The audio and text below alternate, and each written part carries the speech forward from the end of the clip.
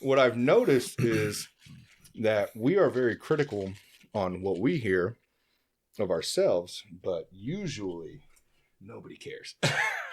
Nobody notices really, except for those sticklers. You know what I mean? Like, nobody cares is actually one of like the central themes of my like current life. It's like, who gives a shit? No one gives a shit. Nobody cares. Yeah.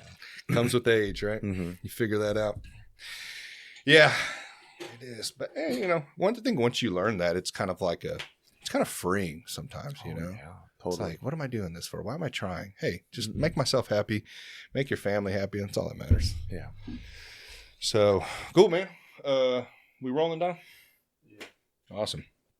All right, Nathan. Hey. I appreciate you sitting down with me, man. Yeah, thank you so much. Yeah, I've been looking forward to this, dude. So I met you, man, I want to say like a year and a half ago. It's like oh, God. I knew this would happen. For everybody, that's my AC unit. It's a hot day today. That is a fucking, yeah. And that thing is loud as shit, man. It's crazy. How much does it come up on audio? Oh, I can't have it on. I'm about to turn it off right now. Oh, nice. Where's it at? If I could find the off button. All right, there it is. So I met you like a year and a half ago. I want to say I was a pretty new white belt at the time. Wow. Yeah, with Helian Gracie, when open match used to be popping back then. Mm-hmm. And which back then it wasn't that long ago, but I remember seeing you, and I ended up rolling with you. And I was like, man, all right, I got this. I'll be all right. Yeah, he's a brown belt, whatever. And dude, this guy, Dom, fucking wrecked me, bro. I was like, Andrew Ripley was our coach at the time at Helian. And I was like, damn, dude, is that guy getting ready for a fight or something, bro? Like, he was like, nah, you're a white belt. I was like, yeah, that makes sense, man. That makes sense. But no, man, it was just cool, man. You're a real cool dude, man. You're real respectful, man. So when I seen you on Instagram, I followed you, and I was like, man, I didn't know this dude fought and won and had all these other fights and these jiu-jitsu, like Muay Thai. I'm like, holy shit, man. It's insane to me, dude, like how in this little martial arts universe that I've been in for like a little over 2 years now, consistently at least, like how like the people you meet, man, and just like the stories behind them and the cool stuff. You know what I mean? Yeah, like, for sure. Like you just never know like who you're going to meet on the mat and like what their backstory is and like what they did, Absolutely. I mean, I wouldn't know that I would roll with, you said you were a white belt at that time, that I would end up being on your podcast. Yeah. So it's kind of crazy how that works out. It's wild, ain't it, dude? It's kind of how the stars align. But yeah, no, dude. So my buddy Luke, I'm sure you know Luke Josephine. He helps me out a lot of the times, like on MMA stuff. Like I'll shoot him over guys. Like, hey man, who should I have on? Should I have this guy? And like everybody usually I shoot over, he's like, yeah, man, those guys are going to be interesting. He did tell me to tell you he loves you. He just wanted you to know that. I love that guy. I don't know if you know this. Luke actually saved my life. Oh, did he? Like literally saved my life. Really? Yeah, this was a couple years back. I was so one thing is I do jiu-jitsu tournaments. I signed up for them as a way to kind of work on how I feel under like pressure, the nerves, so that with the end goal in mind, that I would be able to fight in the cage without nerves being a factor. And so I signed up for, sounds crazy, the Nogi Worlds. Oh shit! on a whim. Signed up for it because I just felt pretty good about my technique at that time. And a week leading up to it, I ended up getting like a infection on my knee, and it ended up being septic. At least that was kind of where we were at, because I mean I was running like a big fever, and I thought I was going to die. Oh shit! I understand that I'm probably a pretty dramatic person naturally. No, but infections aren't nothing to play with, dude. Yeah. I've had one in my, when I got my tonsils removed, had one in my mouth, and I felt like my fucking head was like going to explode. Yeah. And it was any insane. movement you did probably was. At night, it was worse. And it's crazy, dude, because they took out my wisdom teeth, and, I'm all jacked up afterwards. And I'm like, I called up the next day after I, got off the whatever, they put you out.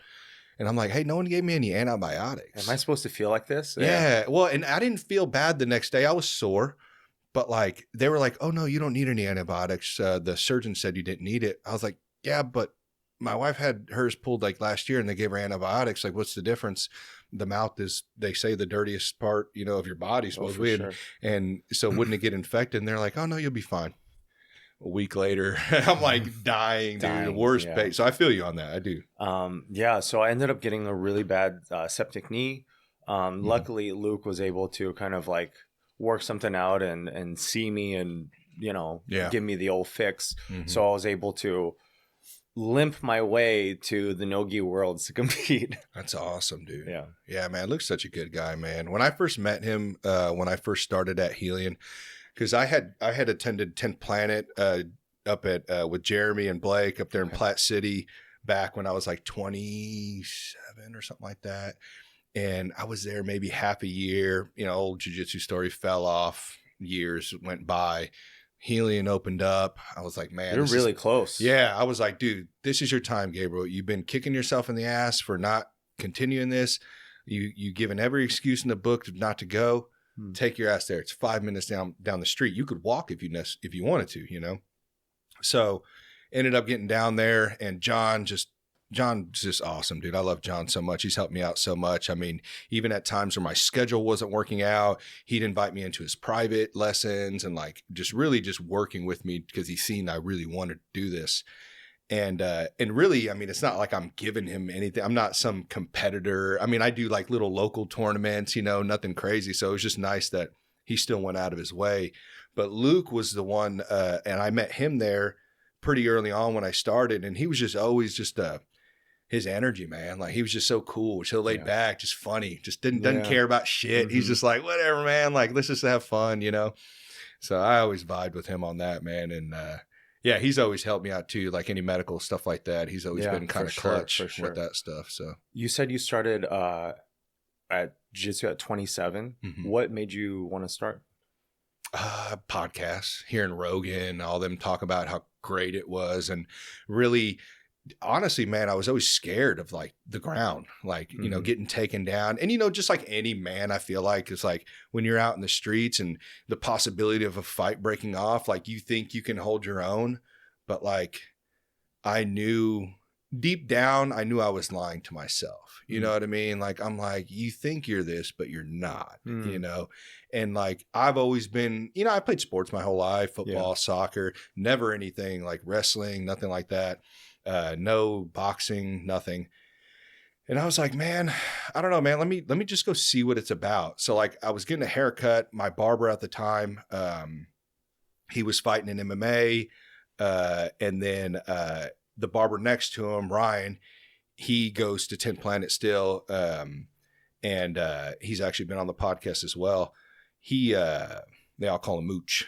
And he told me, he's like, man, there's a 10th Planet up in Platte City. And I was like, what? There's a 10th Planet here in Kansas City? He was like, well, Platte City. But yeah, Kansas City. I was like, all right. I was like, I got to check this out because, I've heard Rogan talk about it so much. And, all the Eddie Bravo podcasts I've listened to and how great it was. And so I went up there, and first day I walk in, just like anybody, nervous, like, fuck, man, I don't know, like, how is this going to be? And you walk in, you kind of look at everybody, and it's not really what you thought it was going to be. You're like, okay, maybe I might be all right. And then, they pair, Jeremy's great at, pairing white belts with the right people. And I'm pretty sure James might have been the first one that I rolled with, Regina. I don't know if you know James Regina. The one who just won the King of the Mat? King of the Mat at Alive, nice. He was a blue belt at the time, and just played with me like nothing, and I was just like, and don't get me wrong, he's a big dude, so I'm like, okay, he's a big guy, whatever. And I go with somebody way smaller than me, and they just fuck me up, and I'm like, oh, okay, well, it doesn't matter, like it doesn't matter what I'm doing. I don't know what to do, So with that, I don't know, it just sparked something in me, man. I was like, man, dude, I like this a lot, and so I kept going and going. And then, of course, you get owies here and there. You have life come up. You got a kid. You get work picks up hours, So, like, I had all those excuses, and I fucking backed out, and years went by. And then I was just, just not really having direction, man. And then, like I said, when that opened up, it it got right me there. Yeah, it got me off on it got me off the path that was leading me to just be sad and dealing with a bunch of shit and just putting myself in situations and places with people that weren't, not all of them, but just some of them weren't helping me excel in life. You know what I mean? Or giving me the right direction. Like friends? Or just even people in the same crowd that I was hanging around. You know what I mean? It's just, I wasn't happy. They like to kind of keep like the stasis of that crowd. So, so then you can't really like do other things. Well, no, just like the drinking and stuff like that. And like any dude gets older and it's just like, let's meet with the guys and let's have beers, which is fun in moderation. But like excess is just never, and then you just, it's that continued cycle of drink. Then you feel kind of like shit. And I'm not saying I was an alcoholic or anything, but when the week at Thursday, Friday, Saturday came around, it's like, it was kind of like, hey, let's go ride our bikes and let's hang out and have a couple of beers. And like I said, it's fun. It's just, and this is one thing that, and I'm sure everyone has heard this, that is in any type of martial art, but balance is everything, and that you can say it, but until you like really implement it in your life, you really don't know what it is. Like you can say, yeah, I need balance, sure. But like, what are you doing to have that balance? And then, so when I joined Helion again, it like kind of grounded my life a little bit. And like everything else around it was kind of centered around that. But like that, when I go there, that's kind of where I wash everything away and like kind of focus and kind of get away and read. Like I don't know what word I'm looking for. Like my Zen, I guess. I don't know. Yeah, like sure. It definitely kind of like almost cleanses everything, the gunk, right? Because I don't think about anything other than trying to choke this individual or this individual choking me. Like that's all that's going through my mind. Or we're drilling and we're focusing on that. So it really grounded me, I guess I'll say, and just really it was a huge benefit to my life. I'm not perfect. I still make mistakes and I still go through shit in life that probably I shouldn't be doing, or things I need to fix, but I'm way better than what I was without it. Well, that's good. Do you feel like this current stage you're kind of like set with jiu-jitsu, like it's become part of you? I don't know. I heard purple belt, that's kind of where it sticks. Like I heard purple belt, a lot of the times they stick around. I don't know how individuals say different people say different things. I'm only a blue belt, so once you hit that purple belt, I from what I hear, you become a lifer. Because are you black belt, brown belt? No, very much a brown belt. Okay, because I remember last time when we had I don't know how recent you had gotten your brown belt when we had rolled. So and last time we rolled at a live, you were in a rash guard, so I didn't know what belt you had on. Or what belt you were. So I'm still a brown belt. I technically am not part of any gym right now. I haven't been just a nomad out there. I actually haven't been for years. So yeah, I'm very, very much a nomad. I experiment. I have a grappling dummy at home, and I'm kind of at this stage right now where parenting and my office job take precedence. So it's kind of where I am right now. That's cool, but. Do you feel like you have to be like to one gym really? I mean, do you think that would benefit you if you did have one gym that you were at? I think there's benefit to having a coach who kind of knows your tendencies. Right. And goes like, you should develop this way. I would say that I've how do I say this?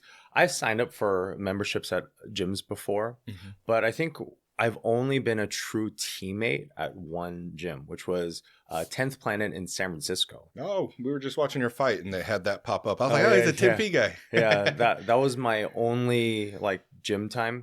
And I think once I moved out of San Francisco, that was when I just kind of took it on my own. But, at 10th Planet under Denny Prokopos, who I think now he's opening up a 10th Planet elsewhere. But he was the one who taught me the two moves that I use. I only use about two moves right now. North south choke, and then the Japanese necktie. I like to rename it the Chinese necktie because I'm Chinese. And also because I have some variations to it that are just a little different. But yeah, I only have about 2 moves. Yeah. I've always wondered that though. Is that like, should it be like that? I mean, I feel like if you master kind of like when I had Brick on, he's got like his case of Katami, like that's his fucking move, like any day, he'll hit it on you. And I wonder if that is the way to go. Like, I remember watching, Hodgers, I think with Lex Friedman, he was discussing, his collar choke. Mm-hmm. That's his thing, Is that something that you recommend, that like you kind of keep like maybe 2 to 5 moves as like your go-tos? That's actually a really good question. Mm-hmm. I would say it really depends on the goals of the person. So like a person who does jiu-jitsu recreationally, or even a person who wants to be like a really good black belt, they definitely need to have a very, very wide arsenal that's well equipped and understood. When I did jiu-jitsu because I wanted to do MMA, and I did it almost retroactively. So I actually signed up for like amateur MMA tournaments before I stepped into a jiu-jitsu gym. Oh, okay. And so then when I did jiu-jitsu, it was more of okay, I have to survive. I have to survive these grapplers. Mm-hmm. I don't know if you watched MMA from back in the early 2000s, where there was a sprawl and brawl person. Mm-hmm. I was sprawl and brawl. Okay. So then I didn't want to. You're talking about like the Chuck Liddell days type Chuck stuff? Liddell days, Crow Cop days. Bang type, mm-hmm, exactly. I did not want to go to the ground. Mm-hmm. Pretty much, if it goes to the ground, it would be over for me. Right. So then eventually, the way I saw jiu-jitsu was, okay, we're surviving, on the sprawl. But if they take us down, I'm going to scramble to get up. And then I have to have a kill shot. Mm-hmm. So my 2 moves are essentially more or less my kill shots. Like if I want to submit this person and I need to, mm-hmm. I'm only going for these 2 moves. Mm-hmm. We're not doing anything else other jiu-jitsu. Yeah. Yeah. That's so dope. It matched my goals in MMA, especially when I'm doing the north-south choke in the way that I do it now. Very, very different than I did in my 20s, mm-hmm. which, my 20s, sometimes I just got it because I was tight. I knew the positioning. But now I use very, very little energy for it. Mm-hmm. And it's more about controlling a person just because I'm older now. I mean, I just turned 39. And if you think about this, I am as close to 60 as I am my high school graduation. That is a very it's like a slap in the face. Yeah, very crazy thought. Yeah. And so, I still grapple with the young guys, and I need to hold them down so that they don't, especially like I'm here in the Midwest and dudes like are able to bridge out, escape out. You have people with really good wrestling pedigrees. Yep. Yeah. So it worked with my meta. And now as a brown belt nomad, I'm trying to fill in the gaps now. Mm-hmm. I'm trying to okay, I have 2 moves. Let's try to get a few more moves. I think there's a benefit to, and I always say, take my, advice with a grain of salt. I'm only a blue belt, but I have Helion is my main gym, but I go to a lot of different gyms. So, I go back and forth between Tim Planet just because I know the guys. A lot of them have been on. We have a good relationship. They're good buddies of mine. But I also go to Alive when I can on their open mats. I actually need to check out one of their classes. I've been to Body Fit, I've been to Cast Iron, I've been to BJJ, at least once at these gyms just to see how they teach and like what, how they structure their classes and like how they do things. And I think it's beneficial because you can take all these cool ideas and kind of implement it for yourself, because it's good to have your gym and follow your coach too, but there's more information out there as well. And, if you have a good coach, I mean, they're not going to mind, you know what I mean? Like I've never, John's not the one to be like, oh, nah, man, you can't do that. Like he knows me, you know what I mean? And maybe there are some coaches out there that like that, I'm sure. But for sure. yeah, they exist. Yeah. Where there's that kind of cult mentality. But like, I mean, I've always been kind of like, just, I respect my gym. I love my gym. I love all those guys there, but I want to go and see what other people are doing. Like, I was kicking myself in the ass when I was in California at, I think I was in San Diego or San Jose. I can't remember. It was a couple of years ago, but I wanted to check out one of the gyms there, like that's kind of the cool thing about this whole, and I've been trying to tell this guy, please talk him into joining. They think I'm crazy. But there's like a whole world inside of a world, Yes, for sure. Like in this MMA community, it's so weird that you can just like, I can go to California right now and I can call a gym to say, hey man, do you mind if I drop by, for a class? And you can just go in, and just like hang out with these guys and immediately, not with everybody, but you're going to be cool with somebody. You're going to have some discussions and hang out afterwards, after we roll, however many times at the end of the class, and you're sitting up against the wall and you're just having a conversation. It's just neat, man. It's really cool. It is pretty neat. There is that thing about going to other gyms. I'm going to San Diego next week. Nice. And, definitely am ready because usually in these environments, the people there are like, oh, new meat or a new person. Yeah. Let me see if I could fuck them up. Yeah. No, you're right. So that definitely is there. But, I've seen like, hey, I am pretty non-confrontational. I just want to let's exchange techniques. And because regionally, you'll find different styles. Here in the Midwest, you have a very, wrestling heavy style. So people are trying to scramble to get on top. Right. You have great scramblers. In California, it's actually very interesting how that plays out. So, based on my experience, and, it's a very limited experience because I've only been in Northern California and Southern California. So like LA. Oh, okay. And so I would say that those folks have, probably a little bit more of a crafty guard. Oh, okay. So they, play bottom just a bit more, very, very crafty, very, very advanced type of guard game. But when it comes to control-based styles like we would see here, a little less so. So very fascinating to see how those styles play out. And then, for sure. And then if you go to a gym that is, and please correct me if I'm wrong, because I'm just a silly brown belt. There's only going to be two people watching, Luke and Dom. Later on, he'll watch it. But I would say that the Brazilian jiu-jitsu gyms, like the ones who are ran by folks who are Brazilian, you'll have a lot more dynamic styles, a lot more movement based, and that's really, really fun to go against. Yeah. So jiu-jitsu is just really, really interesting because jiu-jitsu is essentially kind of like you said, it's like a world within a world, or like a subculture that exists. And a lot of times people express their personality, their character, whatever, and even like the baggage that they carry that day, they express it through their grappling. Yeah. And so then when you see like a Brazilian based grappling, wow, this is very fascinating. Similarly with like the Midwest style. Right. So yeah.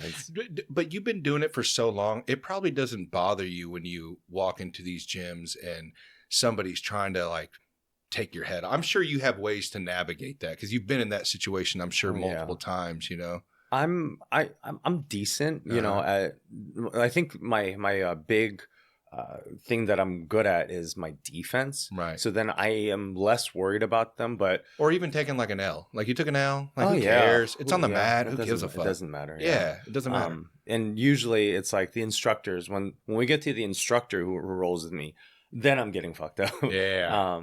There was one time I went to a gym, I think it was, Jiu-Jitsu America or Jiu-Jitsu Team America. It's in Arcadia in California. And the owner there, I believe his name was Josh. I mean, he was so good. Holy crap. I actually thought I was going to die. Oh, shit. Yeah. He tapped me with shoulder pressure. Oh, God. But he squeezed. I mean, he had like the perfect body positioning squeeze. And I thought my eyes were going to just pop out. And he did that submission on me 2 or 3 times. And I was like, okay. Yeah. I roll with Luke quite a bit and he loves to knee on belly. So yeah. I think one time I told him, I think your knee touched the floor through my stomach. That's how much pressure, especially in the gi when he can have something to hold on to. He holds on to you, right? And then he pulls you in just a little bit so that there's this counter pressure against the knee. Oof. Oh yeah. I mean, Luke destroys me. Luke's really good, man. But we don't want him to know that. So Luke, you suck. All right, just know that. He's like, I don't care what you say. No, he's really, really good. Yeah. So that's just the fascinating thing about jiu-jitsu. It's just there's so many different types of people, and ways in which that they express themselves through their grappling. Oh yeah, that's really fascinating. Yeah, it is fun. When did you said you first started in MMA, right? Or like that's kind of, or what did you start first? Like, how far back do we want to go? Take me far back, man. Okay, let's go back to California, kindergarten, I'm guessing, right? Let's go back to kindergarten in California. Okay. So I didn't know this, but apparently I was kind of bullied as a kid, really? As a kindergartner even. I feel you on that one. How do I put this? I wouldn't say that I'm a pushover. I just find things that are not that serious for me. You know, like let's say that, you know, I'm a kid again, and I want to, you know, line up for recess or something, and a kid cuts in front of me. I really don't care because we're going to recess at the same time. You're just going to get there like a millisecond before me, right? And so I always had that mindset where things were just not that deep. And my parents perceived that as me being bullied at that time. So then they stuck me into Kung Fu. Yeah. And I was inundated in that like Kung Fu like environment. And, that's dope. I mean, it's just very, very different in how, I mean, one views like masculinity even. Because like the Kung Fu like spirit, if you will, is not, it's grounded so much in like how hard you work, how disciplined you are with training. But there's also like this, like you mentioned, balance. There's like this holistic sense where not only am I working on my physical body, but my body in general, my mind, they have to kind of be like right. Right. Hey, Dom, can you unplug that? Yeah. Sorry. I just heard it right now. Sorry. Continue. Oh, no. But yeah, Kung Fu was something that kind of was like the underpinning, the backbone, and even like the spirit in which I brought into other martial arts. So I did Kung Fu for, you could say 9 years, you could say 15, but I would say 9 real years.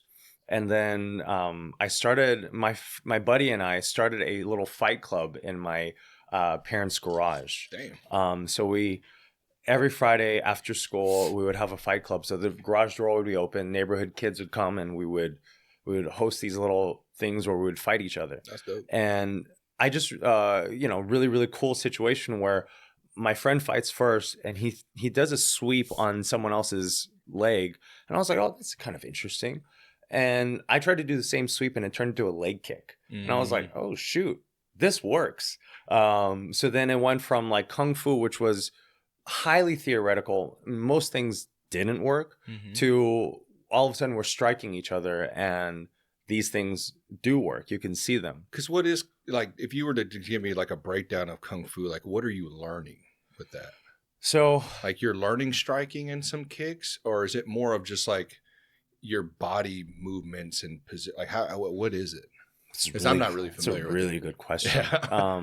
Because as you've seen in Kung Fu movies, or just movies where there's Kung Fu, I mean, it looks mystical because a lot of that stuff doesn't work when it comes to like being applied to a person who doesn't want to Kung Fu with you. But I would say that Kung Fu, it's more like a dance. It really is kind of like a dance. And I would even say that, a lot of different types of Kung Fu were a dance so that they would fly under the radar under, specific regimes even. Oh, shit. But I would say that Kung Fu in general, the spirit that embodies Kung Fu is really about hard work. It's all about, like, you could even say bitter work.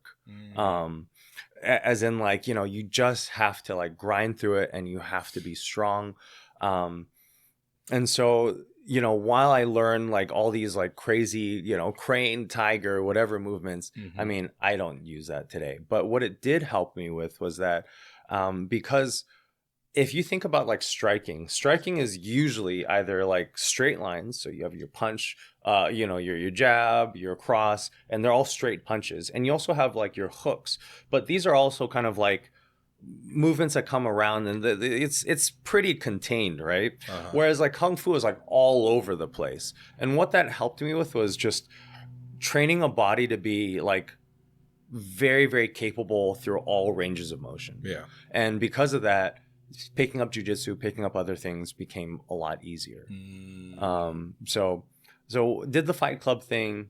And then at 17 years old, me and the same buddy who did the Fight Club together, we had I guess like a year or so of like where we didn't really speak. We kind of lived separate lives. Right. But then Muay Thai came to me through a childhood friend, and I had the opportunity to take it. And I was like, dude, hey, this guy's teaching Muay Thai for $5 a day.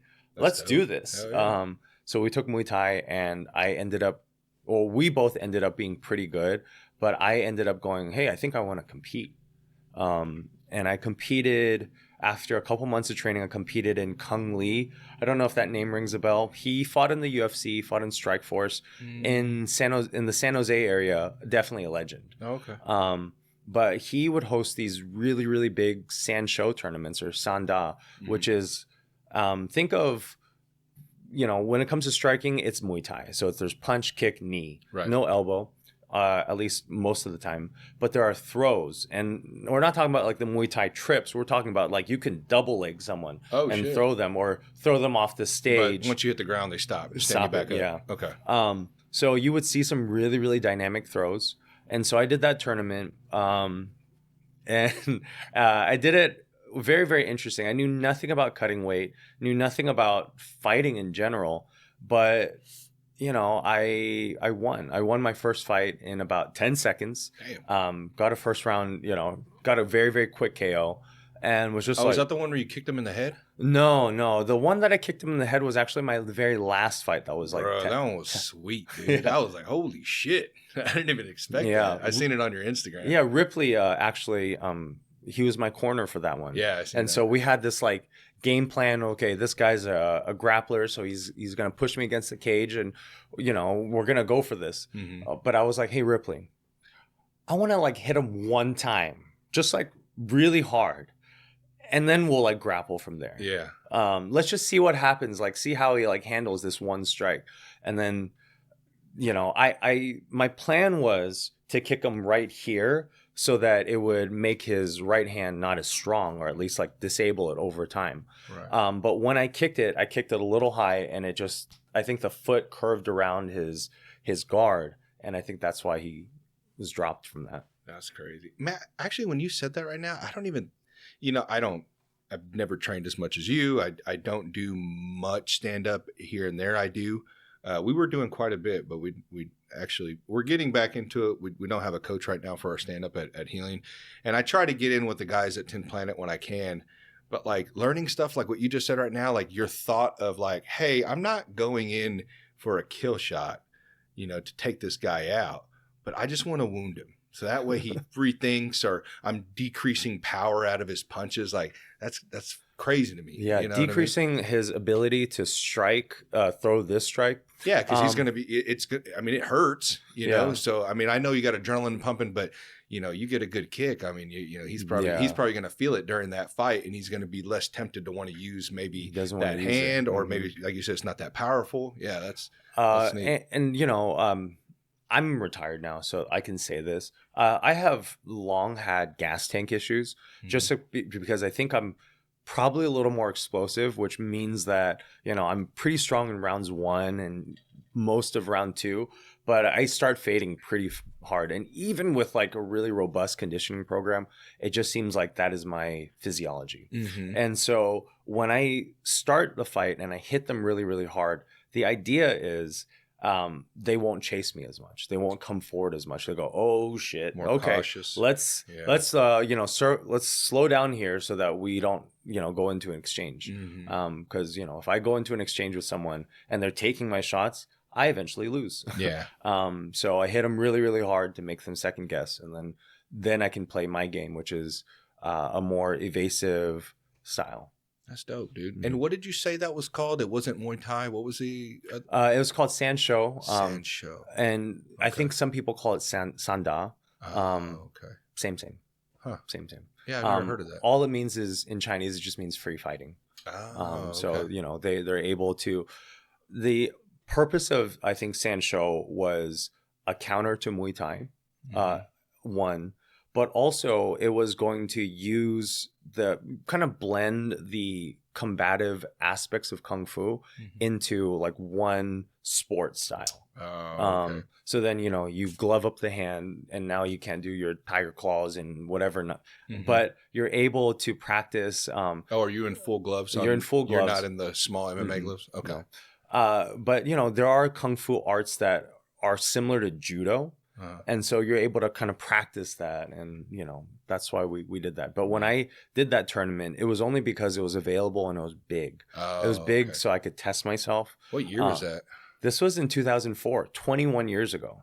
So there probably wasn't was there a lot of, well, I guess you were in California though, so maybe it was a little different than the Midwest. Huge tournament. Okay. Huge. Okay. Yeah. This was because I asked guys that have been on here, you know, I've had so many guys here locally that, you know, have either fought or big in the jiu-jitsu world that have done it, that have been in it for a long time. And, you know, they said it was way different, like 10, 15 years ago. So yeah, I think in the Midwest, I mean, the reality is the shows from what I've heard were smaller and, you know, not ran as well. And so the local guys really kind of paved the way to how the scene is today.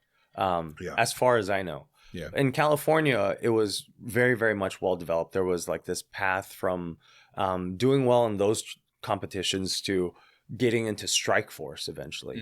And, you know, Strike Force being, you know, the pipeline to wherever. I didn't watch that like around that time. Like I started watching, like I remember Chuck Liddell and all that, but I remember my first fight that I had ever like really paid attention to was why am I going blank right now? Cain Velasquez when he fought the WWE dude. What the fuck? Brock Lesnar. Brock Lesnar. Why am I fucking going blank today? Damn, I took Alpha Brain too, dog. Come on, man. Joe Rogan, what the hell? Nah. Yeah, dude, I watched that fight and I was just like, dude, that was wild. That was a wild fight, man. I was like, holy crap. And then from then on, like I just, you know, I would pay attention more often to when fights would come on. But then really picked up like more watching around like I feel like the 2013 2012 around that 2013 time, you know, I think when Connor and like Aldo and all them guys started coming in, like that's when I really started, like that's when like every other weekend we were having fights and stuff like that and actually paying attention and you know, just a basic, you know, just watching it, not knowing anything that's going on other than you want to see somebody get knocked out. You know, and it's crazy now just having the little bit of experience I have in jiu-jitsu to be able to watch these fights and then like understand a little more than what I did, you know what I mean? And then really like appreciate like what they're doing, you know?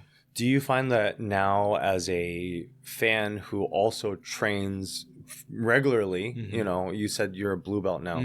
Do you find that now that when you look at it, you appreciate maybe like the grappling aspects a bit more or even just the overall like strategy a lot more? I'm still I love seeing guys stand and bang. I don't know anybody who doesn't. You know, it's awesome. But when it goes to the ground, I'm not. And I honestly think even normal fans are becoming the understanding of this, because you know back in the day it used to be like, oh, get the fuck up, what are you doing? Like, like what the hell? Like I want to pay to see someone get hit, but like. I think now as jiu-jitsu is so popular, I mean, there's just gyms popping up everywhere, you know, and people are joining and it's, you know, more people are knowing, like understanding it more because of podcasts and stuff like that.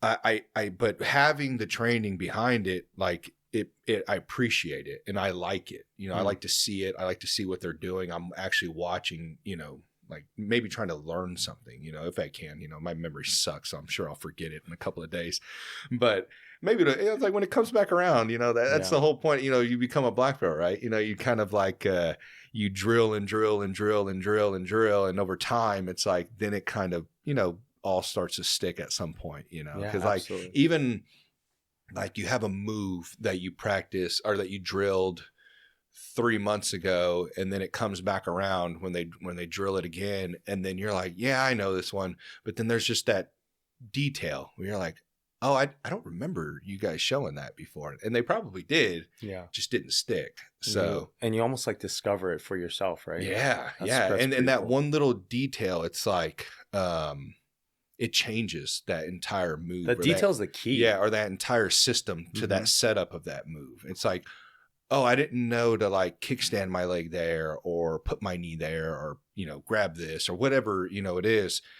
And the same in watching, like when I'm watching fights and stuff like that, I'm looking for little things that like, you know, that I can either talk with the guys about, like, hey, did you see so-and-so's fight? He did this and that. Like, that was pretty neat. You know, is that something that you think could work? You can kind of talk it over with each other. For sure, you know? for sure.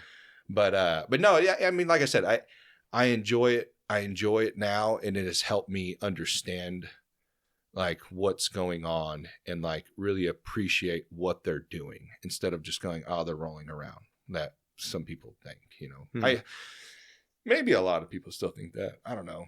I guess I'm in I have a different friends group now, you know, I mean, but I feel like a lot of people are hip to like, they understand. I think they understand jiu-jitsu now. It's not like what it used to be like 10 years ago. Oh, yeah, definitely. It. I think that even normal, like guys who don't train, you know what I mean? Yeah. I'm sure you've seen like the UFC guy with the Just Bleed. I don't know if you've ever seen that. He's shirtless and he has like a Just Bleed written on him. And he's like, you know, and I think that was definitely how the fan was back then. Yeah. Like the common fan was back then. And I think definitely they're more educated now. Obviously, most people are going to prefer something with like instant gratification, like a knockout. Right. You know, people would rather have like a Max Holloway going like this and then banging with like a Justin Gaethje. Do you blame him? Yeah, I mean, honestly, you can't blame him. Yeah, that was an incredible fight. But it's very, very interesting because, you know, that style, you know, is kind of like my nightmare to fight, you know, like a person who's like, hey, let's bring a bang, where, you know. Really? Because when I was watching your fights, I feel like that's kind of you, man. Like, not, you don't stand there and just but you're very like you said, explosive, fast. I mean, you're fucking going at them, dude. I'm scared. I'm literally like scared shitless when I fight. Even like towards the later on in your fight, I feel like nerves never leave, right? Like you're always still a little bit. I mean, different person you're facing. You know, you don't know what's gonna happen. People don't understand, man. Like you can get fucking hurt. Like they don't record you after the fight the next 5 days. No, you know what I mean. So since you mentioned like, you know, fighting in ONE, you know, I had 2 fights in one really good one that was not so good. Mm-hmm. And the one that was not so good, I had lost that fight the night before. You know, because they do it like is it tournament style? That one was not a tournament style, but I lost it the night before. So we had a regular weigh-in the night before or the day before. And then at the nighttime, we had a ceremonial weigh-in where, you know, we're hydrated already and we're just essentially doing it for press. Oh, okay. And you know, admittedly, during the regular weigh-in, I was like, oh, he's 145, I'm 145. I could take this guy. But he rehydrated, and he rehydrated very, very well. And all of a sudden, the guy that I saw get off the bus was definitely not the guy who weighed in that morning. I mean, the guy who got off the bus was like, holy shit. And I was just like, oh God, this guy's already a knockout machine. This could be really, really bad. So, you know, I lost that fight the night before, but he only hit me square once, but that was a knockout blow. Mm-hmm. And when he hit me, it came after my head. So I was like evading like the punches, and I think I tripped on my feet. I hit the back of the turnbuckle on the cage, you know, because I was just, you know, skimming, like letting a punch like go by. And I hit the turnbuckle and I ran into a punch. What's a turnbuckle? I think it's the part of the cage. Oh, the hard part. Yeah. Part? Okay. I mean, it's padded, so that part didn't hurt. But I think it was the whiplash into a punch that just made it. Oh, I mean, worse. I was so knocked out that apparently I was unconscious for a while. And I didn't wake up until I was backstage. Oh, and I woke up to a doctor, like the ringside physician, going, Mr. They pronounce my last name differently. So in the States, usually it's Nathan Ng, but in the Southeast Asia, they would pronounce it Nathan Ung. So they go, Mr. Ung, are you awake? And I'm like, yeah, you know, finally come to. And then I'm like, what are we doing here? I have a guy to knock out. Like that was quite literally my thought. I was like, oh man, I was gonna like lay it on him in round 2. You know, I was feeling good. And they're like, sir, you've been knocked out. And I'm like, oh shit, are you serious? I was like, can I go back out there? They're like, sir, do you know what month it is? And this was in November. And I was like, is it July? And they're like, no. Do you know what country you're in, sir? I'm like, well, the United States. Like, you're in Singapore, sir. And I'm like, oh shit. That's crazy. And then so I look at my coach, my friend, corner, the guy who we started the fight club with. He's like, we're like dogs, right? Oh yeah. So I look at him, I go, is she lying? She's not lying. Oh crap. And then like slowly the memories start coming back and I'm like, oh my God, I guess I remember fighting. And How long did that take to like come back from? Like a couple of days? Like you were kind of feeling groggy and just kind of out of it? I would say I was pretty messed up the month for the whole month. Yeah. Shit. I mean, it was a really one. bad concussion. Yeah. It was a bad concussion, probably made worse by the dehydration. Something. I mean, the guy is a knockout artist. I mean, I've seen some of his fights where they last like 15 seconds or whatever. So it was like, he is a knockout artist. I'm not a knockout artist. I just somehow get lucky because I get scared. I like how humble you are. But, you know, I would definitely say that the reason that, you know, I mentioned earlier that I like to hit him really hard at the beginning. And I think a lot of that is fear-based. If I hit him hard, he's less inclined to chase after me. Right. So I have no problem like mentioning that, you know, I'm scared when I do it. I think owning that actually was really, really helpful and like just providing clarity and like, why have my legs feeling numb? Right. Like, why can't I walk right now? I would say probably, don't you think a majority of fighters deal with that? There are, yeah, I would definitely say so. But I would say there are, I would even say that nerves definitely don't determine how well someone does. It really is about how well someone reacts to the nerves. Because I've definitely, you know, I used to train with this guy, Ivan, and Ivan was from somewhere in South America. I don't want to mess up the country, but Ivan was like so explosive. But not only is he so explosive, he was also like an Energizer bunny who would go forever. And I remember, you know, one of the fights I cornered him on, he was like, I'm really scared. I'm like, oh, don't worry. And, you know, I gave him like, I told him it was a family secret. I basically took Tiger Balm and put on his nostrils. It was what my dad used to do to me before tournaments. And for whatever reason, this would help me like, you know, lock in. So I was like, hey, don't worry. I have a family secret. I put on his nose and he was like, whoa, okay. And he like knocks the guy out in like 10 seconds. So I would say like nerves don't determine how well someone does. Yeah. But nerves used to definitely paralyze me. What's that Tiger Balm stuff do? Isn't that to make you sweat or something? It's make you supposed warm? to make you sweat. It opens up your sinuses. Essentially, it's Vicks, but super concentrated. Yeah. I would even say like menthol or whatever. I would even say Vicks is like a diluted form of Tiger Balm. At least like the smell. Like yeah, I've seen a jar of that at the gym. I was like, what the hell is that? And I thought because I thought like football players, maybe I'm wrong. I thought they put it on. Like, because you know, sometimes you see them out there and it's like 10 degrees out and they're like no sleeves on. I'm like, how are they doing it's that? Hot. Like you put on your skin and it I think that's what they do. You. They put that shit on their skin so that way they feel warm. They don't have to wear the compression shirts on. Oh, definitely. And it looks kind of crazy. Like this guy's fucking wild. Not knowing he's got Tiger Balm all over his arms. For sure. So family secret, it was just like my dad, my first tournament that I won, I told you I knocked the guy out in 10 seconds. I remember walking up to the stage or to the ring and you know, I see the guy, I fought a guy who was like the Kung Lee fight team dude. And, you know, so he had the whole tournament and seemed like it was behind him. And then there was me and my coach and my dad. Those were the only people we like brought officially. Yeah. And I looked at my dad, I go, Dad, I'm really scared and I don't want to do this. And he's like, don't, like, son, you're already here. So he was like, don't worry. And he just like, he's like, I've been warming this up on my hand. And he takes the Tiger Balm. I had no idea. Puts it on my nose and I'm like, oh shit. Yeah. Oh yeah, let's, you know. It's like back in the day smelling salts right there. Dude. Yeah. and so because it like had such a drastic effect on how I performed with the nerves, it became kind of a tradition. Obviously I couldn't take it professionally, so I couldn't do it in ONE or elsewhere because you can't put stuff like that on your nose beforehand. They watch you backstage. Oh, really? Oh yeah, they watch like everything you do. If you're going to the bathroom, they're watching you go to the bathroom. Damn. Yeah. I was hoping they would be like Pride or something. Just anything goes. No. The rules were. Yeah. The rules were definitely so my first, because I'm barely getting into one. Like I've been watching them. I mean, I've been watching them for like a year now, but I don't watch it as regular as UFC. Yeah. But like I've been talking about a lot on the podcast. I'm like, what other organization can you see a jiu-jitsu match, a Muay Thai match, an MMA match, like all in one night? All in one night. Kickboxing. It's that. so neat, dude. They didn't have that back then. What year did you fight?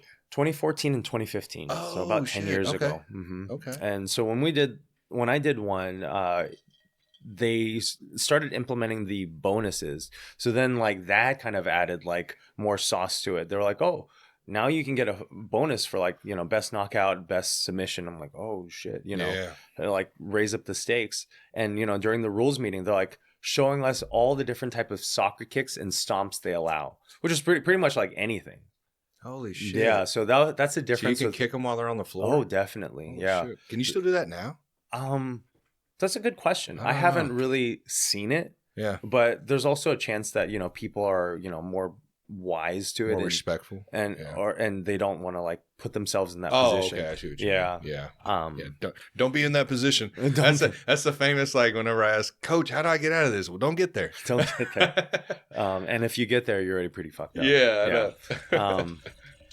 I think Kurt Osiander used to say that, or he probably still says that. Kurt Osiander is, for those watching, that he is an instructor who is in San Francisco, had a very, very famous like YouTube following where he made like Move of the Week. Oh, really? Very eccentric, very cool character.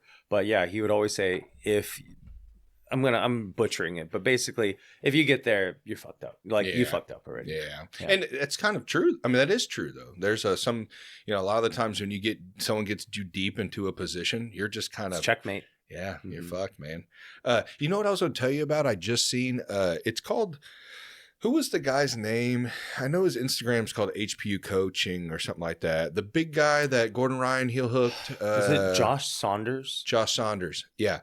He had a video that was discussing nerves and how you can, like, I don't want to butcher it, so just go watch his Instagram. But he was saying there's a way to kind of like harness those nerves and use them to your advantage or something like that. I don't know. But it was a really good motivational speech. But I would say the person who actually really, really helped me with my nerves to, harness that.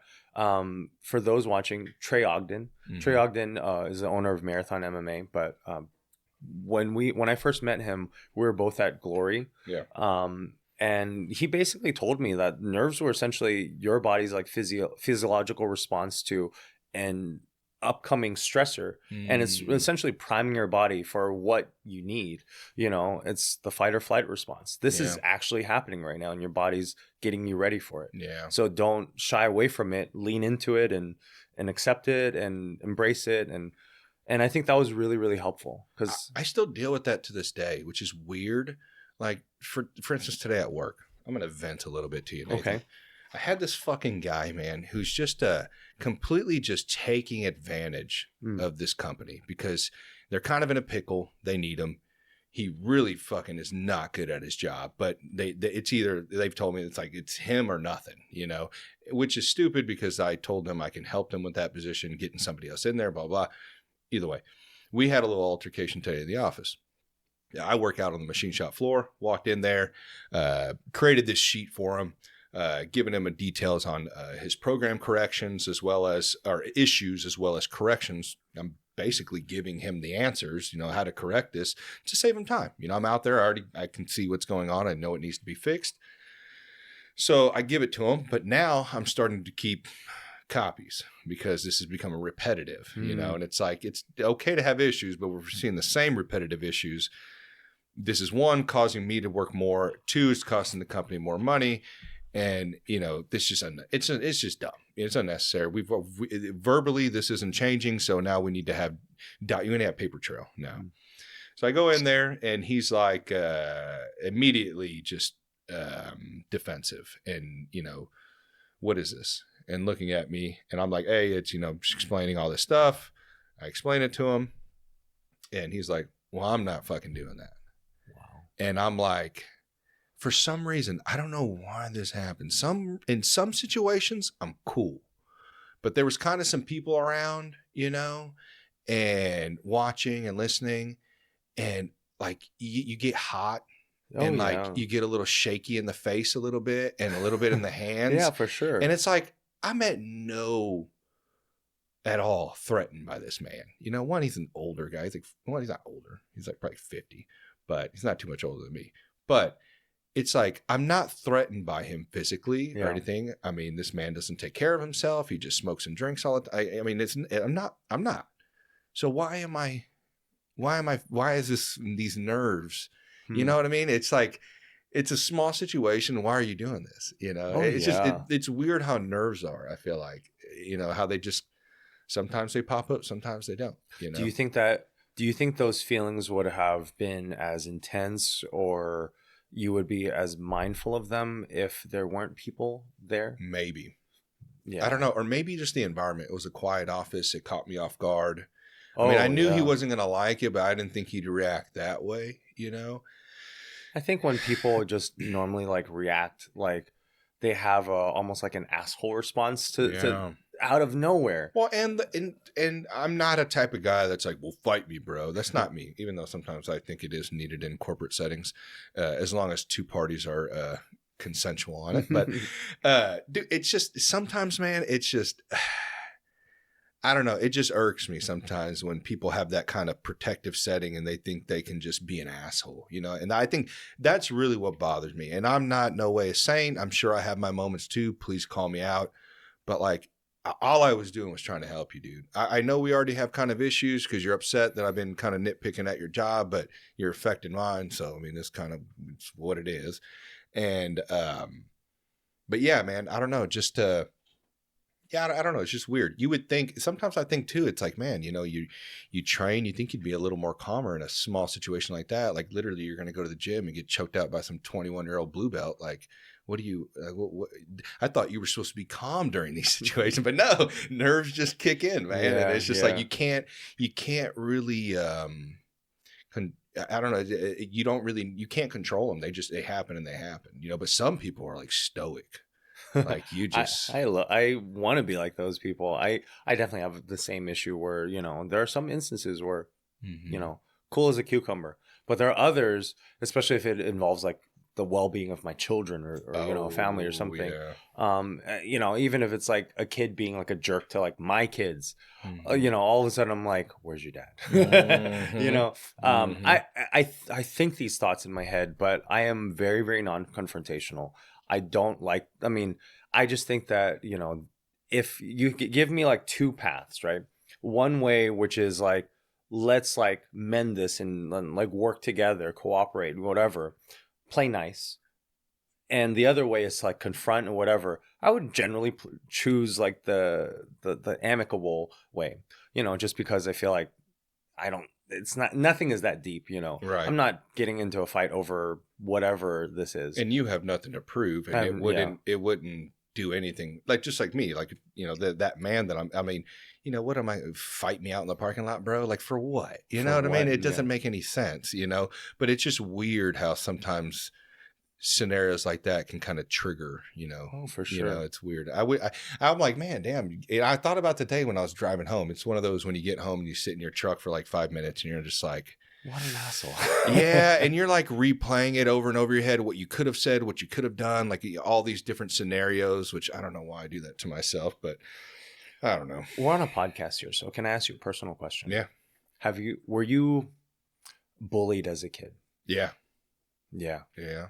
I think I have found that a lot of people, a lot of like jiu-jitsu martial artists or whatever, definitely have like some component of that in their childhood. Yeah. I was bullied. And so I don't know if you had this. And if you didn't, I'm going to sound really insane right now. No, and psychotic. Okay. I want you to be open, man. And I don't think I'm crazy, insane, or psychotic, but when you are the receiving end of bullying, at least for me, you kind of like have nowhere to go. Like, when you're getting bullied, you kind of like nowhere to really turn to. And so you kind of internalize that. And when you internalize that, like you picture, how they're like, oh my gosh, what if I fight this guy and what if I win? And I would have these like very vivid like thoughts, like, man, I gotta like, what if I lose? That's what what if I I think all the lose? time. Yeah. That's 90% of what I think of. I mean, for sure, especially if your bully's like a bigger, stronger looking. for sure. Yeah. I mean, I definitely had that growing up.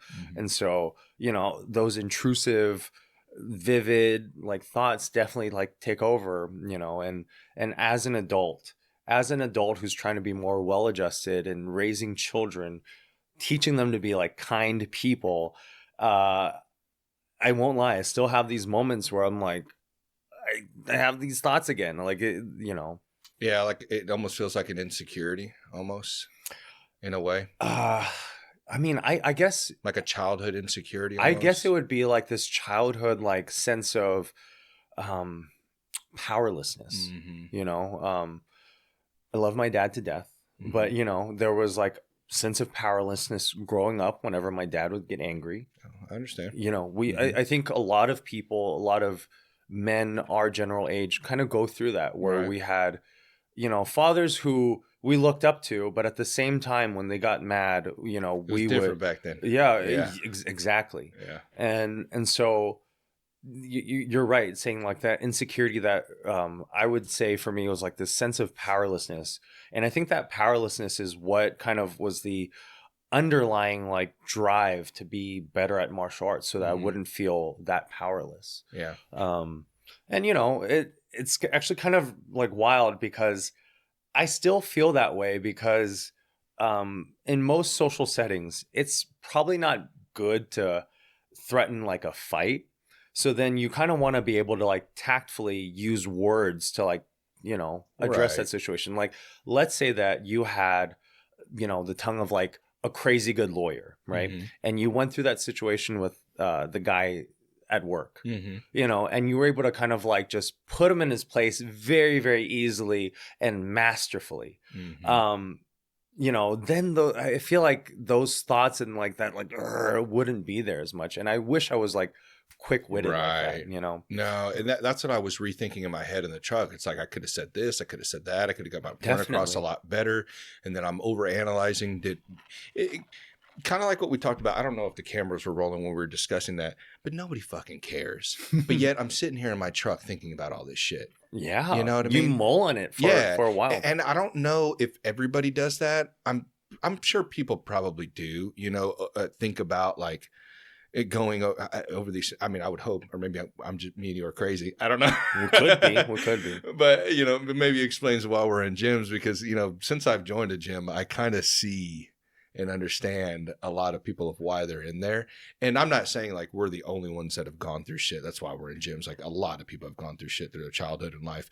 But like, there's reasons why people, like you said, pick up stuff like that, to kind of help them. And I think one of the biggest things, man, it's just like, I have this, I'd never felt a sense of worth. You know what I mean?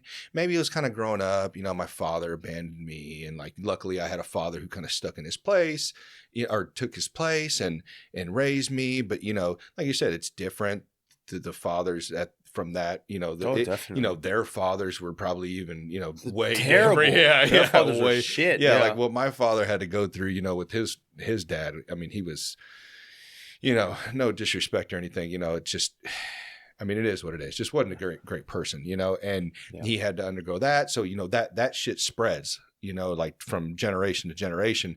And luckily it can go the opposite way. Like, the apple doesn't fall from the tree type stuff. But from what I've seen, like from my father to me, it's gotten better and better. But we still carry, like, even I'm sure my kid's going to be 15 this year. She's going to tell me like, Dad, I didn't like this, and this, you know what I mean? And sure. I have to take that, and I have to own that, and all I can do is, apologize and make it right. You know what I mean? By changing. And then she'll do the same as well for her kids, if she has kids. And I think that's the biggest thing, man. It's just communication and developing and getting better. But that was just one of my things. It's like I dealt with that, just a sense of like not really feeling worth anything. And that may have been from my relationship, from maybe childhood, and just, adulthood. I needed something that brought me back to like I had a goal and I felt worth something, like I'm working towards something, because work just wasn't doing that. Unfortunately, I was a dumbass growing up in high school and just around the wrong crowds and shit. And just, man, if anybody's fucking listening, if you're young right now in high school or 20 years, you are who you fucking hang around. That's all I'll say. You know what I mean? And it took me a long time to figure that out. And I thought my father was stupid when he told me that. And now I get it, like I wasn't, and I'm not saying all of them were not good, but I just generally, if you hang out with doctors, there's more likely you're going to be a doctor type scenario. It's, but I don't know, man. I didn't have a direction. I didn't find the career that I wanted. And then later in my 20s, I was just like fucking losing it, kind of like, what am I doing? I'm just going to work, going home, and like, all these other people, like I tried hunting and fishing, which I still love to this day, but there was still something that just like didn't fulfill, and then when I did this, it was like, God damn, what the fuck? It's like a drug, dude. This shit was awesome. Yeah. I don't know what it was. And it's weird because I see people come to the gym and then just never see them again. And, there's a possibility that could happen to me at any point, to any of us. I understand that, but like, I don't know, like, and that did happen to me, when I went to 10th Planet. But like when I came back, it was just like, all right, this is it. I'm sticking to it. And I don't know, man, since then, I know it sounds corny, I'm sure, when people listen to it, but it really has, like, you have to do it. And I think a majority of the people who do it probably understand what I'm saying. Like, it just gives you, I feel like it gives me a self-worth, in a way, For sure. But I don't know how to break that down. I'm kind of having a hard time explaining that, I feel like. No, I get it. You definitely want to, you probably had like a void that you, from whatever, all this shit that you just mentioned, an upbringing, failed relationships, I'm sure, high school crap. I mean, just being lost in, and if you think about it, like our relative generation, I'm assuming you're in your 30s. I'm 33. Okay. So in our relative era, we've gone through really, really major tech changes, cultural shifts that are just if you compare to the 90s to today, it's like night and day difference, and how like the way in which people like communicated with each other. And I just feel like we just went through such a crazy time of transition. We were not able to like figure it out. And I feel like we had, people who were supposed to care for us, who were supposed to like look out for us, who were just so busy with whatever the hell they were, Or for my parents, they were just working a lot. Right. And so, it's hard. So as a man, you want to have like meaning. We grow up with these movies where, there's like the good guy, and we like identify with the good guy, and the good guy fights towards something, and he believes in something, and then we get put into this world and we're just like saturated with just like I know, that's what I feel like. It's like we're like the most connected but the most disconnected right now. Definitely. It's wild. And I think jiu-jitsu is like a very good way to like develop that sense of like self-efficacy, like that sense of like, hey, I can do this. Like jiu-jitsu, I'm not relying on a team. I guess in a sense your training partners and your instructors, but there's a lot about that journey that is like you and only you. And you have to, and I see this with parenting too. And I think that's why I'm obsessed with my children. I'm obsessed with trying to be a better dad and husband, is that like, you have to, with jiu-jitsu, especially when you compete, you stare at yourself when you are parenting. Especially like, I'm sure you've had good days of parenting and you've also had bad days, right? Oh, yeah. And on those bad days, you have to look at yourself in the mirror after and you go like, is this like the kind of person I want to be? And is this like and is this like the way I want to express love to my children and how I want them to like remember me? And, is this what I want to, like how I want to do this? And the answer is usually like, no, I want to be better. Jiu-jitsu, it's like, do I really want to be a pussy against this person right now, or do I want to like try and like try to win or try? I didn't think about it like, yeah, because I tell that to like a lot of the guys I know that own their own businesses and stuff like that. I'm like, hey, dude, try this. I'm telling you, I know it sounds stupid and it looks like we're all just rolling on the ground and shit and not doing anything, but somehow this shit has seeped into everything in my life, career wise, family wise, everything. You know, how I go about my life. It's given me a self confidence. It's given me perspective on things, like, and like even has, this is what I dealt with the most, man, is just, I was a young parent, 18 years old, you know, when I had my first kid, and I was not like, I was a good dad, but I didn't feel like I was a good dad. You know what I mean? Like I was the dad that like bought stuff. You were and a like teenager. I worked. I bought, you know, had shelter for, you know, like all the basic stuff. And like, you know, I would love my kids, but I think a lot of men deal with this too when you're younger. It's just, we're short tempered, you know, you get aggravated easily, and some aren't, you know, some are, like I said, cool as a cucumber, what you called it. But me, dude, I don't know, man. I should have had jiu-jitsu back then, bro, because like it would have mellowed me out more. And I think what it was, man, it's just like, I think a lot of men need that exertion of energy. And we just kind of just think that, oh, I went to work and did a hard days of work, so that's all I need. It's like, no, like I wasn't lifting anymore. I played football and soccer my whole life, all up until about mid high school, until I started working. And then you just did nothing after that other than work and go home, you know, and to think that that's not going to play, like, it's not going to like affect your parenting and you as a person, you know, because all you're doing really is drinking on the weekends and then working during the week and then taking your kids out to eat or to the park. Like, but like, you know, I noticed myself, I was getting bigger. I was getting, you know, more agitated. I didn't feel good about myself, which kind of seeped into my parenting as well, you know, like all this stuff. For sure. And then once I had this, you know, Tin Planet really helped me, you know, see that. And then I noticed when I lost it, it's like, oh, I'm going back to that, you know. And then when I got back into it, I seen it change again. So like, I'm real conscious of that. And that's why I 100% believe, man, I know it sounds crazy, but like it really does help everything around me, you know, in some weird way. But like you explained it well, it's like, am I going to just do the bare minimum here, or am I going to try to be better? And then like you think about that as a parent, you're like, am I doing the bare minimum, or am I actually going to give these children a father to look up to? Because that's another thing too, man. I thought about that a lot. How am I going to be remembered? And it's not an ego thing. I could care less about that.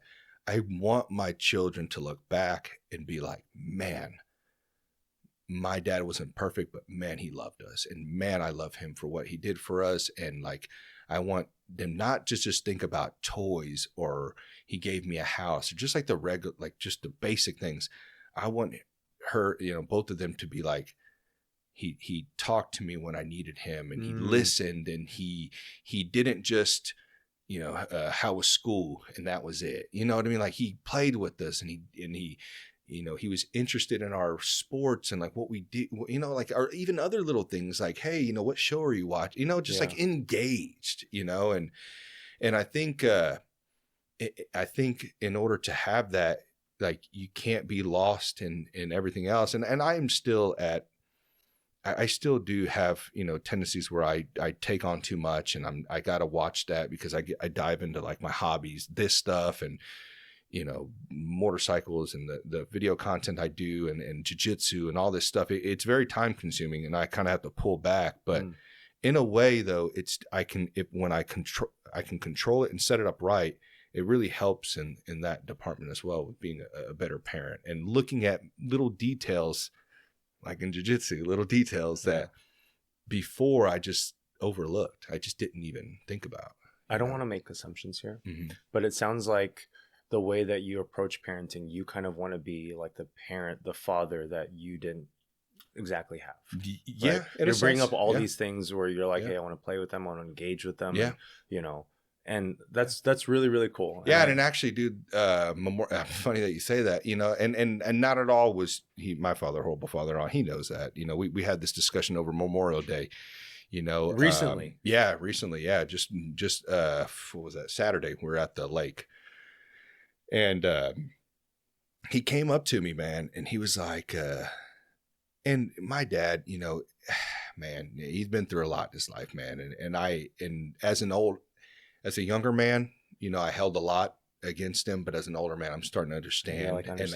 And there was something that I remember, I think it was Jordan Peterson who said it, but he was like, the first step or something like that is to healing is to forgive your parents. That's like a big one you should do.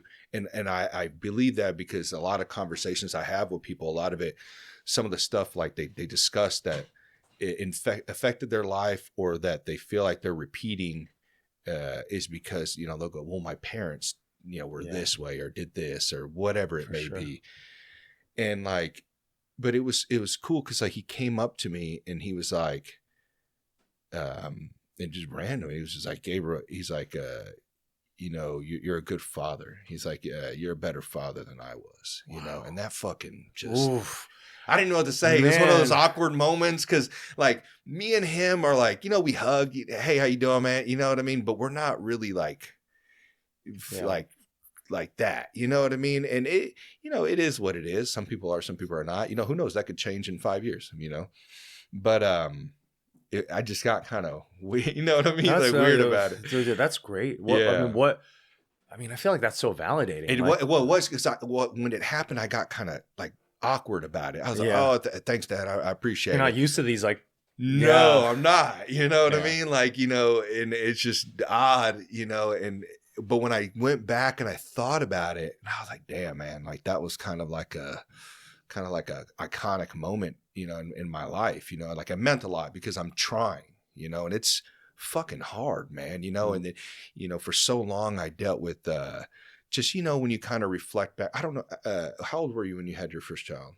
My first child, 30, 31, something 31. Like that. So you did it the right way, and I, unfortunately I, didn't. And, but they changed my life, but unfortunately with that changing, they had to see my growth, and I just, that's a good way to put it. Yeah. And it's like, man, like I really wish I dwelled on that a lot. You know what I mean? It's like, man, and I don't know why I kick myself in the ass so much, cause like, I'm very hard on myself about like giving them everything that I can. And, when you reflect back during your 20s, you're like, man, dude, I was a dumbass. You know what I mean? Like you could have just gave them so much more, you didn't even have your life figured out and you just decided, oh, I'm going to bring a life into this world, but I don't know who is ever ready for kids, honestly. I feel like no one is ready for how much of a bomb that like drops, but, what I kind of loved is that you're mentioning that,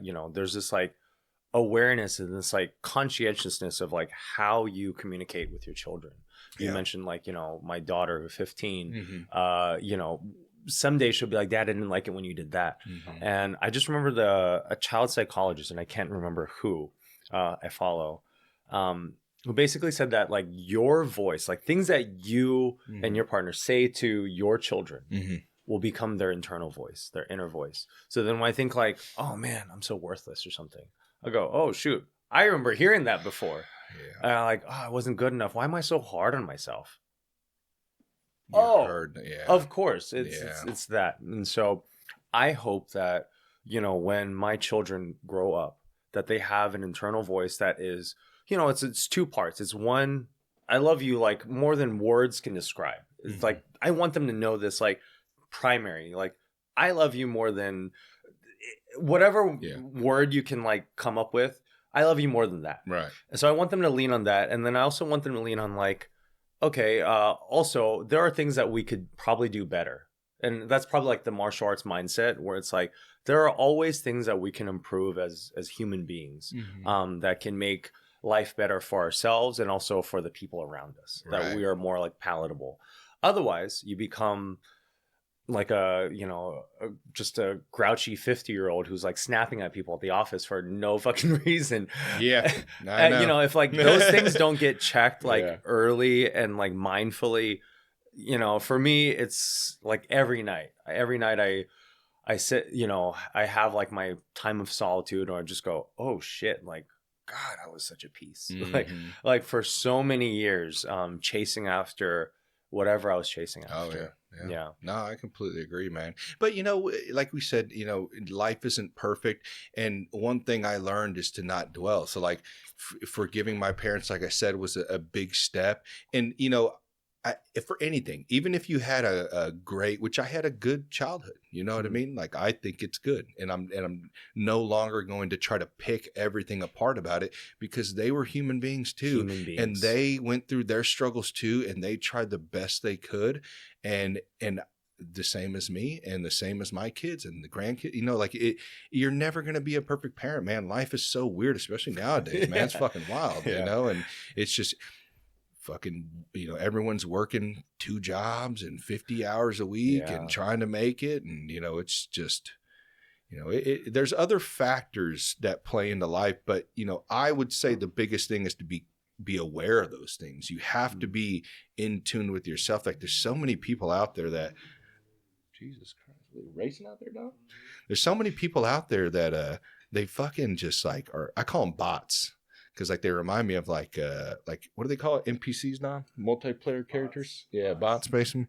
Like they just look like they're just flown, like they're not thinking about anything. They're just doing the motions, man. Mm-hmm. And it's like, I'm like, how do you get to that point? Did you just give up at some point or something? Or I don't. It's a million conscious decisions, or even like just times where you just like, hey, I could work on this, but maybe not. Yeah. And it's just like a million of those put together, and eventually you just stop giving a shit. And people don't see what plays a factor into it too. Like sometimes when I'm talking to people, I'm like, well, man, like, what do you do after work? Like, I just go home and play games, or just go home and watch TV. And it's like, yeah, that's cool, man. But like, maybe try something else today. Like maybe go on like a jog or something, or switch it up. Like sometimes when you're in, I've seen guys do jujitsu for a long time and they get burnt out from that stuff, and they got to try something else, you know what I mean? Like it happens, and yeah, at least that's healthy. Like if you're just sitting there behind the games and the TV and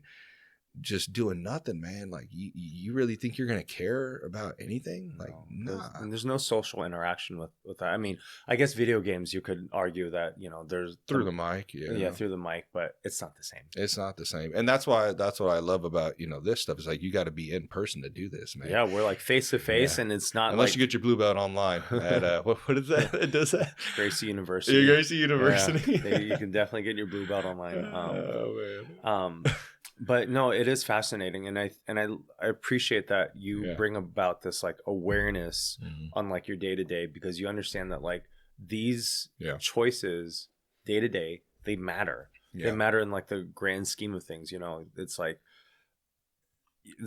thinking about like an avalanche. It just keeps on building. It's like a snowball effect. Well, and I think these conversations need to happen more with how disconnected we are. Like, dude, podcasts, man, and I know they're very popular over the last, I think they've got, I feel like right when COVID happens, kind of when they got really popular.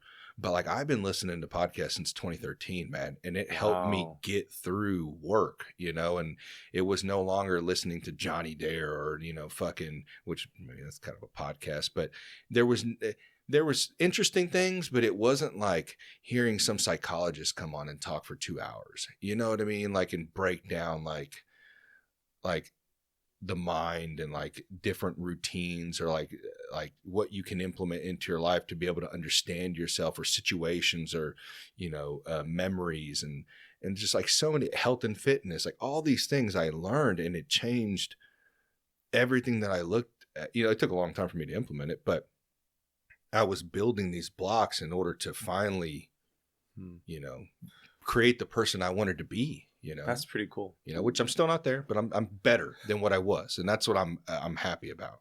When you got into podcasts, you said like 2013. Did you do you have, I guess, like a brand of podcasts that you prefer? Do you like an expert, listening to an expert, or you like listening to like average people, if you will? Like I would consider myself an average. I prefer average people, just like normal guys like me and you that are just like going through the same struggles. But I mean, I say that, but I mean, at the time there wasn't really any local or like any, at least that I knew of. I mean, I started out, the first podcast I ever listened to was Rogan, of course, back in 2013.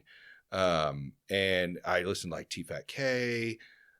There was a couple of other ones like Sword and Scale, I think was around that time, like crime stuff. Like there was these like lists that I had and I would listen to them. Stuff You Should Know. That was a fun one for a long time. Yeah. It's like 30-minute little podcast. I liked learning about stuff like, and just, I don't know, even Rogan at the time though, before he got really big, like it was like a lot of just like dudes I had never heard of. They weren't like blue check marks. They were just, he was having on people that he thought were cool, and he still does to this day, but it was just different.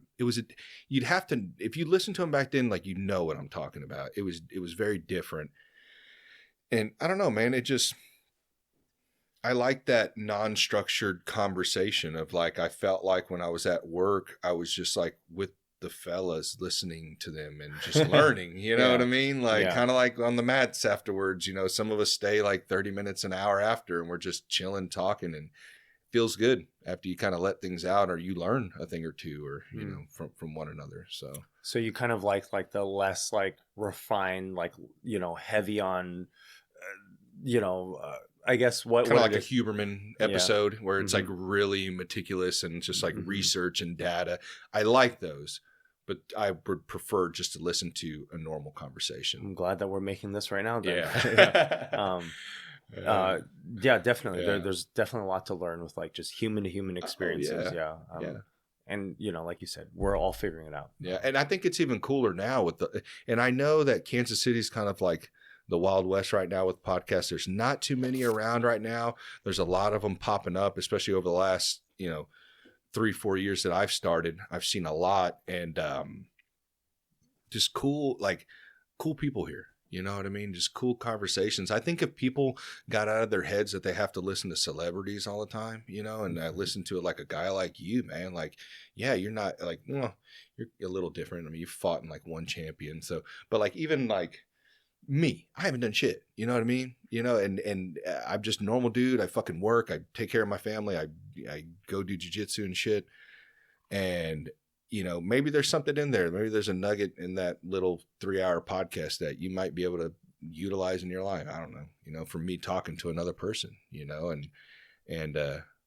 but yeah, I mean, I feel like if people more, if they notice that, and it's kind of hard, you know what I mean? Like a lot of people don't know there's local podcasts here, but they're starting to pop up a lot more. I think people would be like, man, they could, what word am I, like resonate more with those individuals because it's in the same area. We're kind of talking about the same things going on. So. And I appreciate that we're having like these conversations that everyone struggles with, right. How they deal with, I guess like the lingering effects of whatever their parents or whoever like their caretakers were. Everyone has to deal with that, right? Well, even if they had like the most perfect parents, they have to deal with something from their upbringing, and they have to wrestle with that. And there's some who don't wrestle with it, and there's some who have to like kind of just they're right. Like forced to. And I appreciate hearing people who have like we're just like regular human beings who have these regular common struggles that are so unique to us, but also so common in that like everyone else has them. So for sure. Yeah. I mean, think about a long time ago, people in tribes and shit, man, they probably worked this shit out and like spread this knowledge between one another. And nowadays with families just getting so spread apart and like distant and not really having family reunions and whatever, like one thing I've noticed like with ours, it's like when our great grandmother died, like there was no more really Christmas with all the family. Now she it's like the glue. She was like the glue. Now it's like, our family, our immediate family, we do Christmas and they do, we all do our own things. And every now and then, now and again, we'll get together, you know what I mean? Every once in a blue moon. But you know, I don't know. It's just, there's something about that, you know, and I think that's why a lot of people are kind of losing themselves in purpose, you know, because everyone's so kind of secluded. But for sure. I mean, I'm, you know, 30 years ago, your family, those family reunions, those family get-togethers, your cousins, you know, those are like the best things. And then I think now everyone is disconnected, you know, with, especially like with me, I grew up in California, and, you know, California, you have, for the most part, like the high cost of living made me and my family, we had to like skedaddle out of there to, you know, come to the Midwest. But, you know, what year did you come here? I came here in 2017. So okay. Okay. That was quite a culture shock, I gotta say. I bet. Especially because I came after like spending like a little stint in Los Angeles too. I don't know if you know this and saw this from my Instagram, but I actually tried to be an actor in Los Angeles. I seen you were like in a music video. I didn't see the actor. Yeah, so that was actually like something that I pursued concurrently with MMA. Really? Not only was I like you know, an MMA martial arts person, but I was also an actor, and I was also a strength coach. All concurrently, because, you know, I didn't know what the hell to do. You know, it was like I want to do so many things, and I just saw that like my 20s were like the time to do it, because, you know, no one realistically, like I couldn't start like being a strength coach in my 40s, you know. So I wanted to do everything then, right? And so, but yeah, with those experiences, you know, and moving here, coming to the Midwest, I was pretty lost. You know, it was major culture shock. Very, very different. How different though? Like, what do you mean different? Because when I went to California, definitely beautiful out there. Where I think, where's the San Francisco stadium at? Because it's not in San Francisco, is it? The 49er stadium? Isn't it in San Diego? Santa Clara. Santa Clara. Okay, that's where I was. Man, there was freaking, it was like Teslaville over there, dude. There was like Teslas everywhere. I was like, dude, with the hotel I was in. Because my wife, she's from, her family lives in, I don't know where. California? Yeah, somewhere around that area though. But she's from Red Bluff, wherever that is, Northern California, I guess.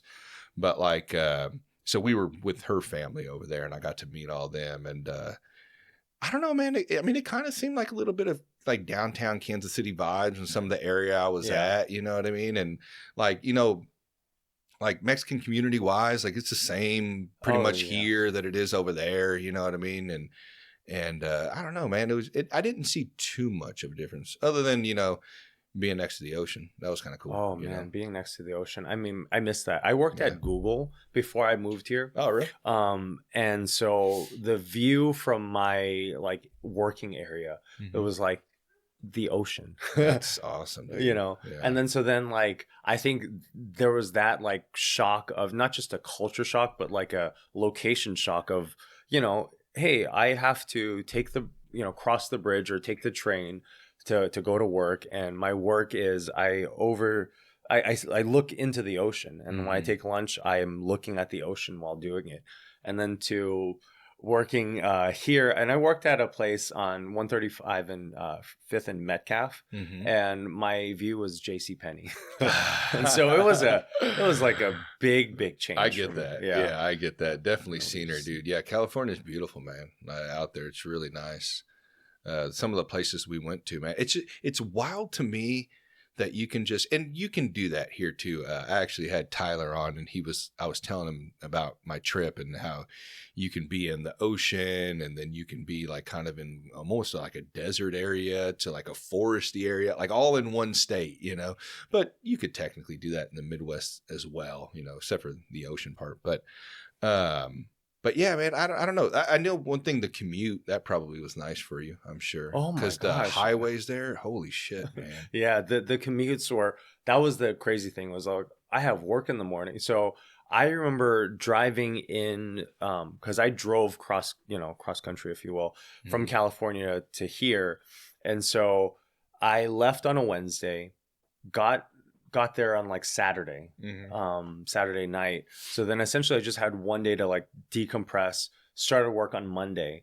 And on that Monday, I just remembered thinking, okay, it's rush hour, so I better leave early. And next thing you know, I'm hitting zero traffic. If it's 23 miles, it's 23 minutes. And I was like, I've never heard of that before. Because I was a strength coach, I mentioned in San Francisco at one point, and going from like one gym to another, sometimes I would take clients at different like facilities, and so going from one to another, it would be like a mile and a half, and I kid you not, 30 minutes to an hour of driving that mile and a half, and I would just be like, wanting to like die. I don't know how they do it, bro. Like 2 hours in traffic there and back, like podcasts.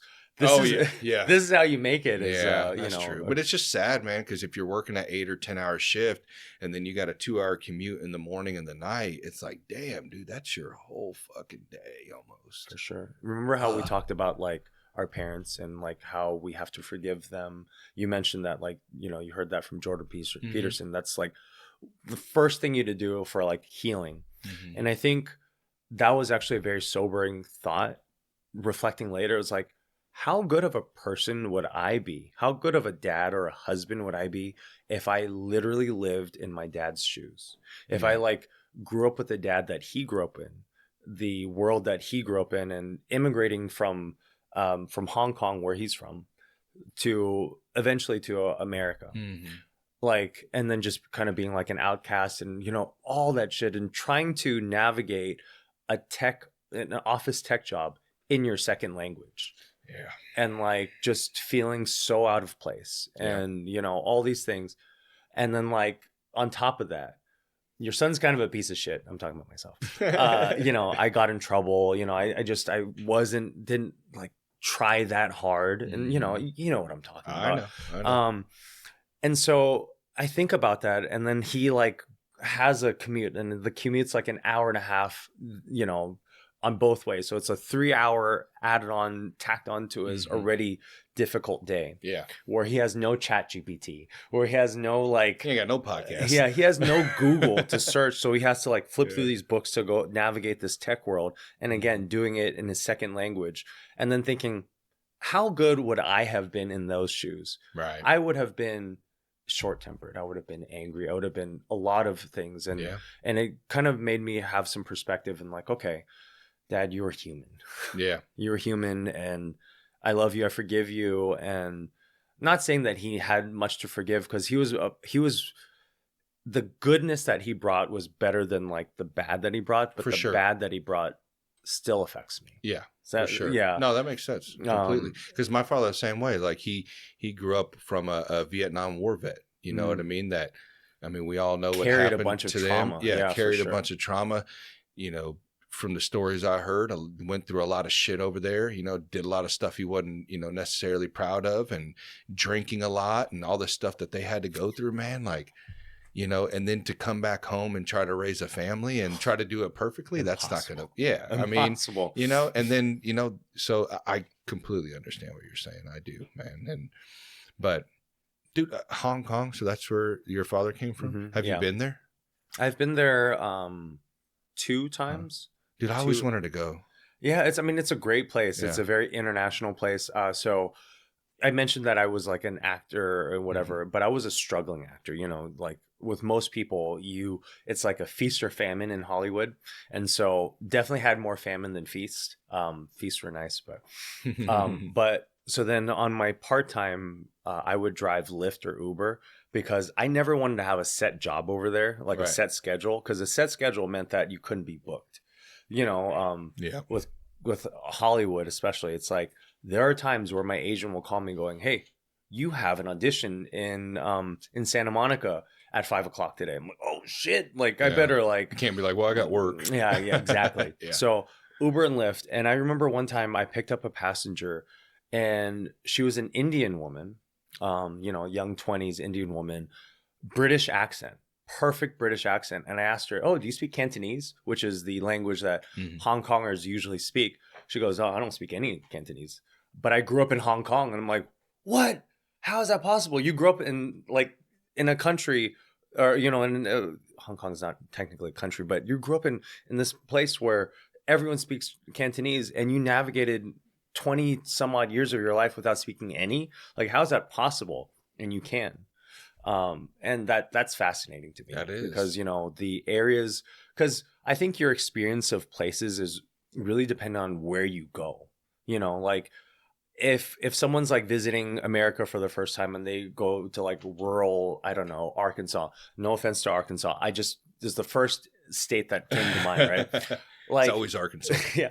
Like you're not going to like, you're not gonna think Hollywood and you'd be like, oh, it's all like whatever. And so I was just really surprised that this person could navigate, Hong Kong without that. But yeah, my dad immigrated from Hong Kong and he first went to middle Canada. So think of like the Midwest, but like the Midwest, but Canadian. Yeah. Colder, just everything. And yeah, he somehow made that like work. Yeah. And it's just like mind blowing because I couldn't make that work. Yeah. No, I know, to think back on that. Yeah. No, I like how you talked about that, man. It's like, put yourself in their shoes, and that's what we got to do more of, put yourself in those person's shoes and then see what you would have done, if you would have done it better. It's always easier to, what is it? Like whenever you're watching a documentary, like a crime documentary, you're always like, why would they do that? Like, why would they go into that house or whatever it may be? And it's like, well, you're watching you already have all the details here, dude. Like those people in this situation, they didn't. You just don't know, So it's the same thing, with like, does the person in the scary movie realize they're in a scary movie? Exactly. And it's the same thing. It's like, man, so yeah, it's like thinking like what. I honestly, I just got born in the right place, the right body, the right everything to do what I did.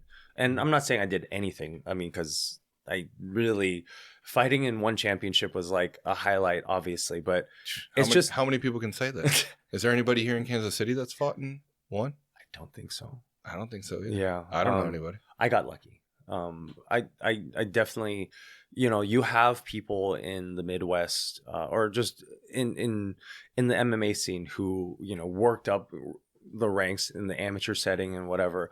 I got lucky.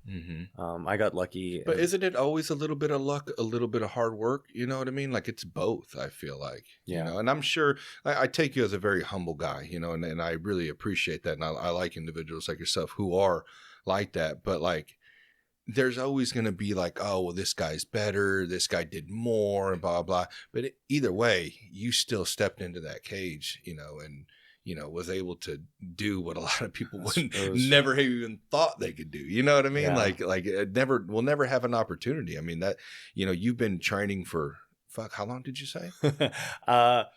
If we don't count kung fu, right? I would say like combatively, 22 years. Yeah. It's a long fucking time, dude. Yeah.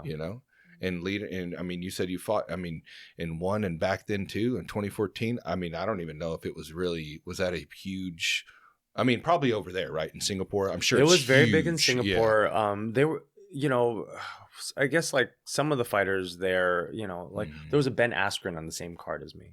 Oh, I didn't even think about that. Ben Askren was fighting back then. Yeah, we I was actually in the sauna with his opponent, really? Cutting weight, and I just remembered his. So I remember on one of them, and I may be getting like the cards mixed up, probably the brain damage. Yeah, probably that concussion. Yeah, but I just remembered like seeing Ben Askren and just thinking, oh, this guy's not that big, but his opponent was huge. It was a big Brazilian dude, and he. I remembered like showing up on like they flew me in on a Sunday or a Monday, for a Saturday fight. Right. But this guy flew in, I believe, on a Wednesday, and I'm like, oh shoot, like how are you gonna cut this weight? And or obviously, adjust, right? Yeah, don't you have to adjust. You have to adjust. Yeah. There's a time difference. And the guy literally passed out in the sauna while I was cutting weight in the sauna with him. Holy shit! But because I was in like my own world, I didn't even realize this was going down. It was like, oh, there's some commotion. I'm like, I can't even think about this because I'm about to die. Oh, dude, yeah, the sauna. Yeah. Fuck. So yeah, I don't even know how we got to one again, but it's the podcast, bro. It just fucking, it's like those whiteboards with the red strings all over the place. They go all over the place. All over the place, dude. Dude, Ben Askren was a dog, I heard, at One Champion. Or no, was it Bellator or One Champion? He was a dog in one. Because he definitely, he had He didn't fight in Bellator though, did he? Or did he? I thought he fought in Bellator. He may have fought in Bellator. I'm not sure. Because I thought when he came to the UFC, it was from Bellator, but I might be wrong. I don't remember. Could be. Because I remember it was a huge letdown when he went to the UFC. They thought he was going to be a little. Well, he was more... a champion and won. Yeah. Because he was able to, use a particular skill set that didn't like you don't see as much of across the ocean. And across the ocean, we're also talking about like you have people who are Russian fighters over there who are from other different countries in the Eastern Bloc in ONE, but a lot of the Asian countries. And so when you have a funk folk style wrestler who became very successful in freestyle, all of a sudden you had a very unique grappling style to deal with. And I think a lot of people, you can't just get a Ben Askren like imitator and fight him. Right. So he was just, the way that he would just... I didn't even think about that. Yeah. Because how the hell are they going to train for that? Yeah. If you don't have styles access. are very important. The Russians wouldn't be similar to his style? The Russians, I think... But how much are they mixing? How much are they mixing? Yeah, I didn't think about that. Especially back then, you had people who were very insulated, like you hear the ties and and whatever they brought and whatnot. Everyone sticks to their own camps. Yeah. They stick to their own camps, and so there was like an opportunity for me at that time to fight or to train at Tiger Muay Thai in Phuket. Oh, yeah, the one in Thailand. Mm-hmm. That's awesome, and that would have been really, really cool. But eventually. Not even eventually, I didn't even consider that as a possibility just because I was a strength coach who was like, going to school to be better at it. And then I was also, the acting thing. I just didn't want that to like go. So I made like very conscious decisions like to let things go so that I could focus on these 3 things I was like aspiring towards. And obviously now I'm none of those things. I'm not an actor. But you said you did get to train there at that place? No, I didn't. Oh, I turned that opportunity down. Oh, so you turned it down. Okay. Yeah. Damn, man. I see that. They're I remember seeing them years ago, but like I ran across a video of tryouts. No, I don't know. I know Craig Jones he was there like what, I don't know, 6 months ago, whatever. I remember watching that. But like there was a tour where they were doing a vlog and they were going through the whole facility. Man, dude. Yeah. Beautiful facility. And I love how everything's like open. Like maybe there's some areas I think that have windows, like they have like a cafe and or like where you can get like protein drinks and shit. But like they have like their gym is like it's just open. Like there's no windows or anything. It's just an open. It's pretty dope, man. It's wow. John Jones, seeing him there. I remember watching that video of him on YouTube at what's it called again? Tiger what? Tiger Muay Thai. Tiger Muay Thai. Yeah. Yeah. Yeah. I've heard a lot about it, man. A lot of people come out of that. I mean, fuck, every probably UFC guy has trained there. At least. Definitely. They all pass through for sure. Do you know how that got very big? I don't know if you know the backstory. If I were to take a guess, I would say that at least.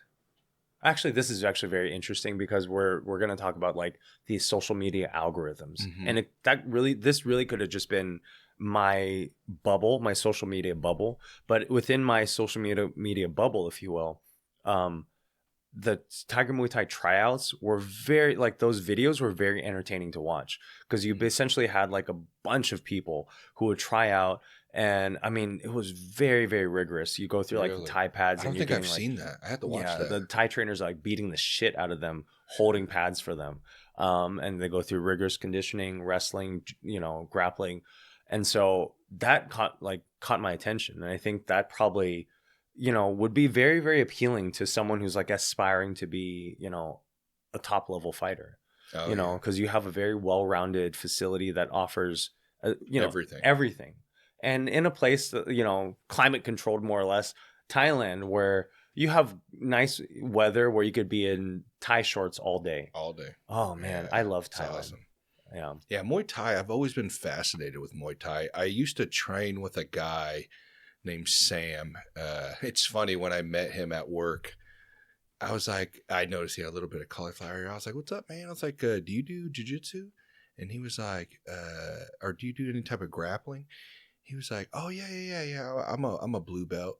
And I was like, oh, that's cool, man. And we started talking, and he was like, yeah, I've had some fights here and there. And I was like, oh, that's cool, man. He's like, yeah, if you ever look up on YouTube one day, you know, just I have a couple of fights on there. I fucking look at him. He's got like 30 fights on there. I'm like, damn, dude. I was like, I didn't know you had all this.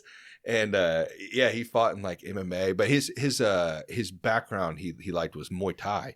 So he was teaching. Dude, we're here beating the shit out of each other at lunch break, and like, we built like a little fortress with pallets and shit. So we're like in this pallet ring, just like awesome. He's teaching me shit, and we're just like, we would always at the end of him showing me some stuff, we'd do like 3 or 4 rounds and him just beating the shit out of me. But wow, yeah, it was fun, man. That's pretty cool. It was dope, dude. And but it was cool. The only thing is I've gotten used to lifting that leg a lot to check kicks and stuff, and I keep getting told to stop doing that. So, really? Well, because they said that you shoot for the single leg pretty easily if you keep doing that, you know, in MMA. So yeah, I mean, you know, maybe some people can get away with it, but yeah, I keep lifting that leg over and over. I have a video on Facebook that my buddy had shared. It was just us sparring a little bit, and he had me up against the wall.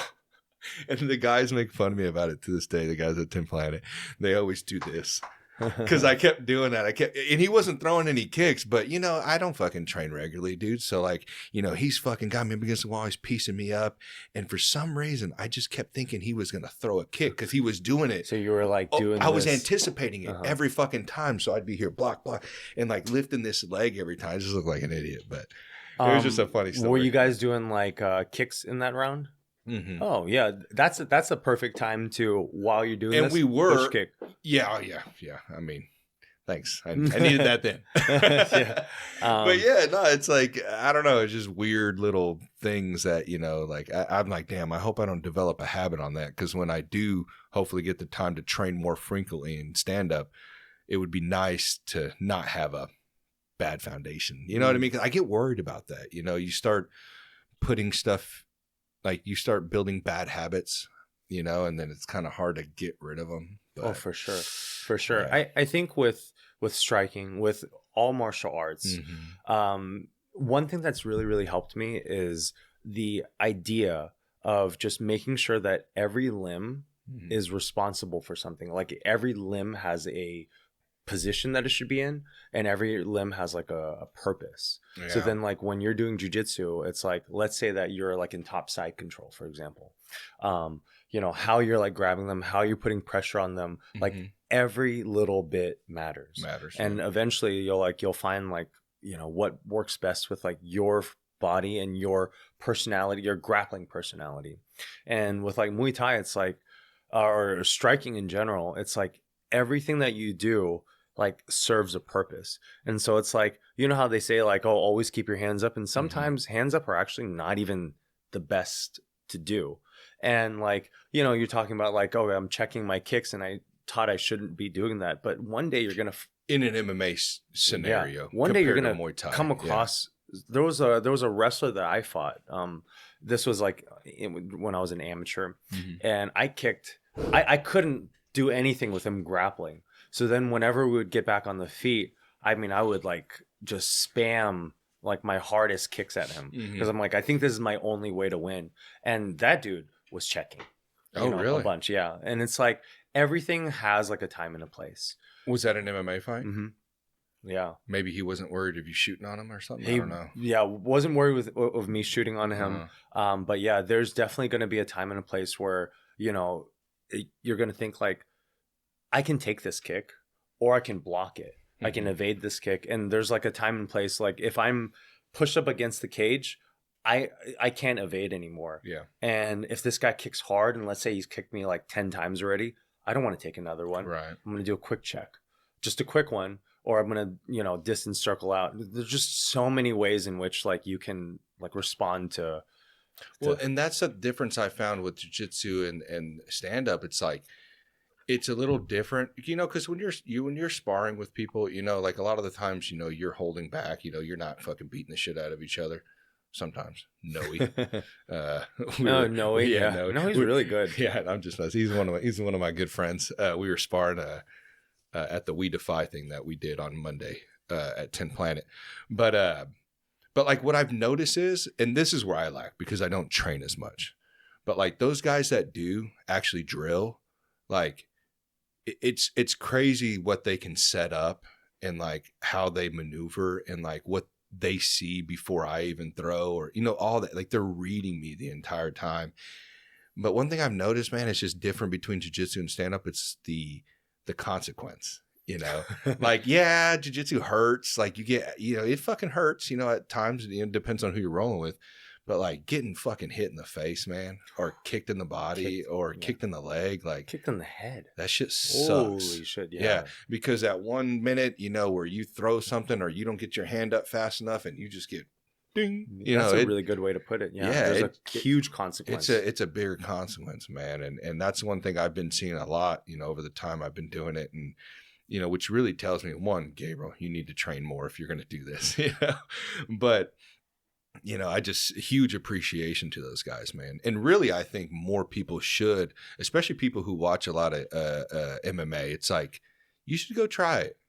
You might have better perspective on it when you watch it, you know, and what they're going through, man, because it's not like it's fun, but I mean, it hurts, you know, it's not like it fucking feels great. Yeah. Or the next day, it doesn't, I can't imagine, you know, you fighting in one. Waking up the fucking next day after battling it out, or in any of your fights you probably had, man. Like that's one thing, especially on here, I try to talk about most is that, like, you know, these guys that are fighting, man, like if I'm fucking hurting after rolling fucking 5 rounds at the end of the night or doing a little bit of stand up with these guys and just some light sparring, nothing crazy, I can't imagine these guys that are beating the shit like fucking Justin Gaethje and fucking Max Holloway, you know, goodness. Like, do you imagine how they feel for the next 2 weeks? Yeah, they're probably like not walking. I mean, I would say that there was a string of fights. So I competed in pancration tournaments. Pancration tournaments were just like basically open hand palm stripes.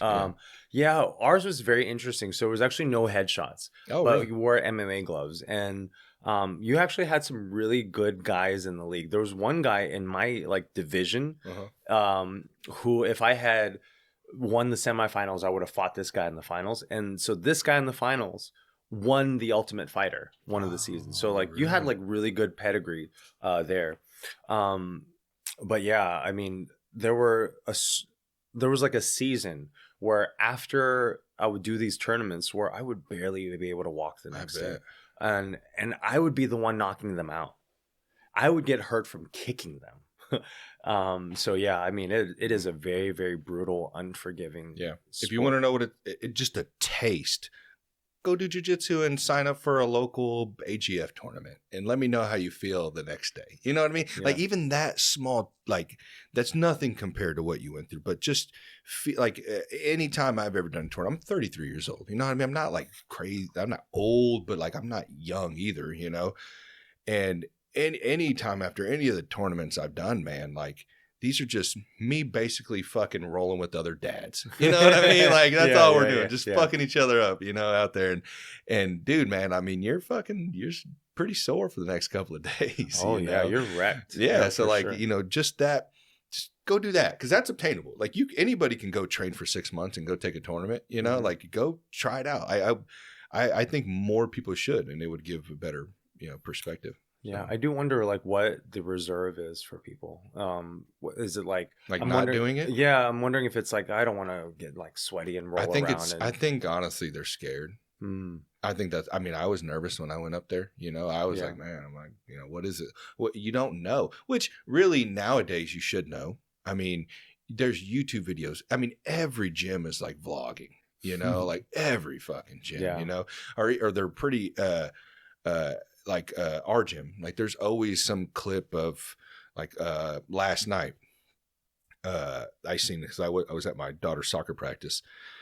They're videotaping them just rolling just a little, like you can see, you don't have to wonder what it is. Go to their Instagram and tons of videos, tons of pictures, like you can kind of see what it's like there. Go in, do a fucking trial class. A lot of them offer 3 days, you know, or whatever, free classes. Like you can feel it out, you know, and don't go to one gym, go to a couple gyms, find your gym, you know, and for sure, just do it. It's actually amazing how life-giving, like life-changing jiu-jitsu. And I think it's commitment too. People have a hard time committing to something that's hard, You know, I mean, don't they say human beings naturally gravitate to the easiest route, you know, and like, it's hard to kind of go against the grain and, you know, subject yourself to getting fucked up. I mean, because that's what's going to happen for a while. And then, you know, just that, you know, everybody, especially guys, like they walk around with all these chip on their shoulder, thinking they're still the same guy in high school. And it's like, you're not, dude. Like, you haven't done shit for 20 years or 10 years or even 5 years. You know, it's like, you're not what you,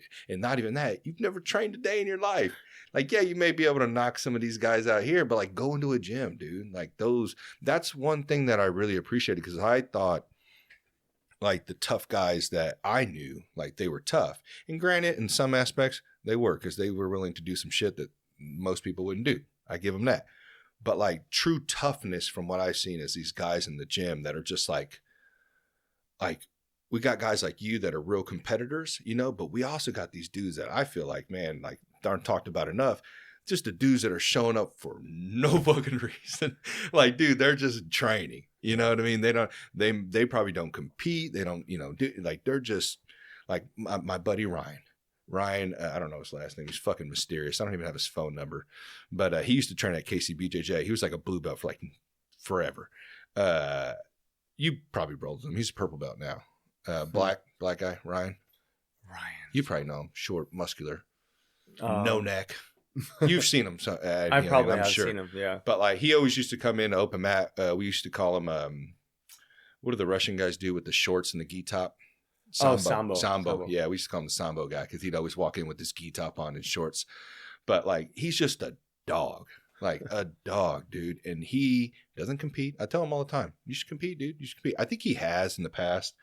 But like, he's just trains. He's there fucking almost every day. And that's all he does. Does he train hard? Hard. Yeah. A lot of pressure. Yeah. Very interesting. Yeah, man. Yeah. I mean, there are some people who just aren't interested in competing. I find that very, I mean, it's honestly, it's their story, their journey, whatever. But you know, I love competing because I think that that's like the way to see if like this shit is real. Like if your stuff works, you know. And even if you don't compete, just go to another gym. Like you said, there's going to be some guys there that test you. Yeah. Because you're the guy they've never seen before. Like, who is this guy? Oh yeah, dude. They and it's funny because like every gym does this where like they see the person come in and like you said, dudes have a chip on their shoulder. And they like pretend like not to acknowledge that there's like new meat and they want to get at him first. And, you know, we definitely had, in all transparency, you know, you have like a gym enforcer, right? Right. And so I remember like there would be times where a guy, I trained at 10th Planet San Francisco, and someone from like 10th Planet Vancouver, I'm so sorry, it literally could be 10th Planet Vancouver, would come in and my instructor would be like, hey, he's a blue belt, you're a blue belt, go fuck him up. Yeah. And I'm like, oh shit, okay. But is that bad? I don't think it is. No, I don't think it's that. I don't think it is. Because like, especially in jiu-jitsu, that's all you got to do to get out of it. That's all you got to do. Yeah, so jiu-jitsu is fine. If it's like striking or whatever, you honestly don't know, and sometimes you could like really, really injure someone. Right. But jiu-jitsu, for the most part, it's fine. And so, yeah, we would definitely have to do that. And I understand that, you know, next week when I visit like these gyms, I'm going to be on the receiving end of it. And it's okay. It is what it is. That's how I look at it, man. It is what it is, dude. Like, just take the L or take the W and walk away. You know what I mean? There's nothing you can do. Somebody's going to fuck you up at some point. Yeah. You know what I mean? When I'm visiting gyms, I don't try to win. Right. Yeah. So like, let's say that I like drop into a gym. I'm not trying to like, you know, tap someone like relentlessly or like just like dominate them. I'm just like essentially using my grappling to have a conversation. Yeah, but I've rolled with you. You put it on. You do. Yeah. You do. It's not in a disrespect. I mean, I don't know. I don't take anything fucking like to heart. I don't. Like, if you're fucking me up, hey man, how'd you do that? You know what I mean? Like that, I feel like that's the mindset. And I've had my moments where I've gotten a little mad, you know what I mean? More at myself. You know, and not necessarily at the person, but like, you ever get mad and you're just like, man, I want to fuck that guy up. You know what I mean? Like when they really like put it on you. Oh yeah. But not like, I don't like you, I want to fuck you up. Like, I just want to get you back. Oh yeah, you know what I mean? Like, it's their turn. Yeah, it's their turn. Like, I want to get you back. So I've had that, but most of the time, I'm just like, man, fuck it. It is what it is. There's nothing you could do. Yeah. Try again next week.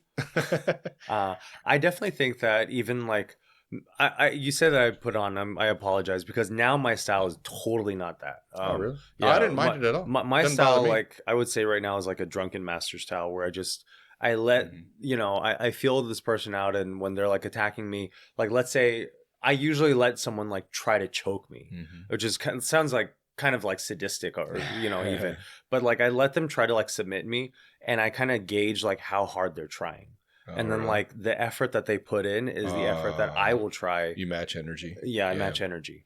That makes sense. So like if I'm visiting a gym, I am going, I mean, there are times when people like roll with me, especially at open mat, where they'll take my wrist and they'll see me, they'll flop it and go, "Are you serious? Like, are you using any strength?" And I'm just like, "Yeah, man, just roll. It's cool. Like attack me." And then once I kind of feel like your energy, I'm going to match it. Yeah, but I don't feel like it was a bad thing when we rolled though. Like, and even recently, it was a good roll. I mean, I'm also a lot better than what I was when we first rolled, but like, I people need that, man. Like, and if you want to come into the gym and you don't want to roll hard, then you need to make that apparent when you first, like, hey man, I'm just going light. You know what I mean? Yeah. Like, and then if that person doesn't respect it, then just don't roll with that person. You know what I mean? But to me, I think it's good for people to know that feeling of, hey, you think you are, but you're not. Yeah. Like you need that check. So I don't take it fucking to heart at all, man. Definitely. There's definitely some who are like ready to give that reality check to people. Yeah. I think I'm at this like place in my like grappling in my like life or whatever where I'm just like, that's fine. I'll let someone else do it. And it could be just because like I've gotten a lot of that gunk, like we at least for me, I went into jiu-jitsu wanting to like, I guess even like inadvertently trying to like work out stuff, right? And I feel like a lot of that, like those inner demons are like slowly like gone.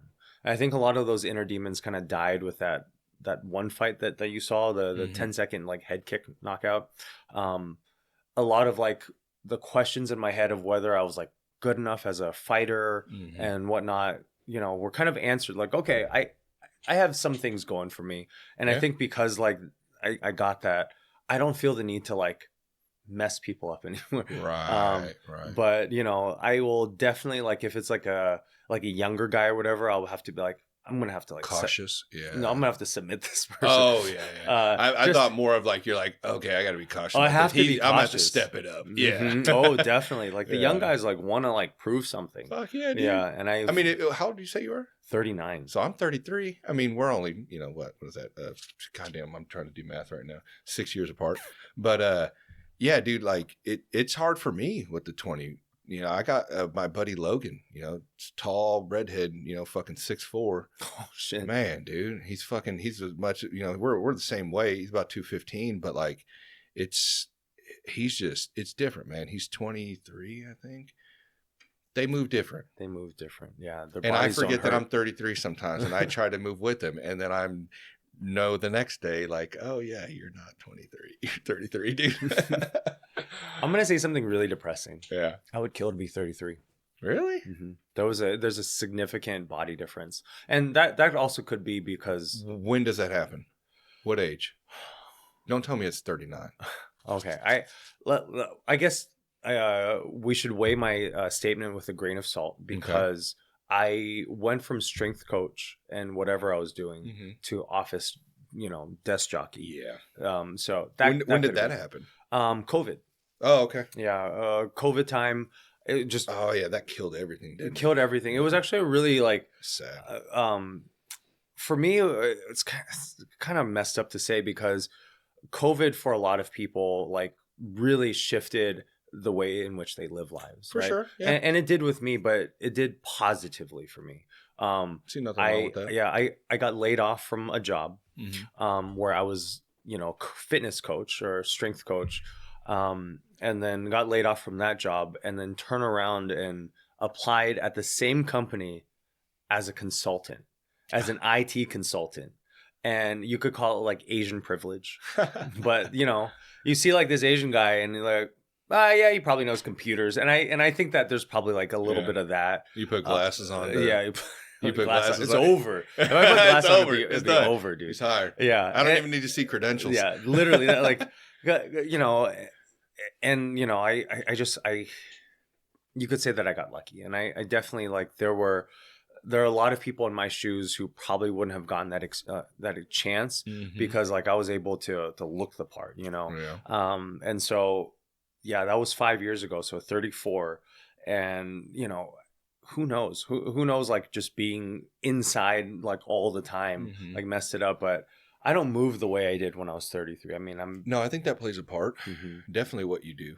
Yeah, because I noticed when I was a project manager for a while, I was sitting at a desk, but luckily I could float from the field. I was in construction, so I'd float from the field to the office. But I found at one company I was at my office a lot because I was on a lot of Zoom meetings and going through emails, going through print spec books and stuff.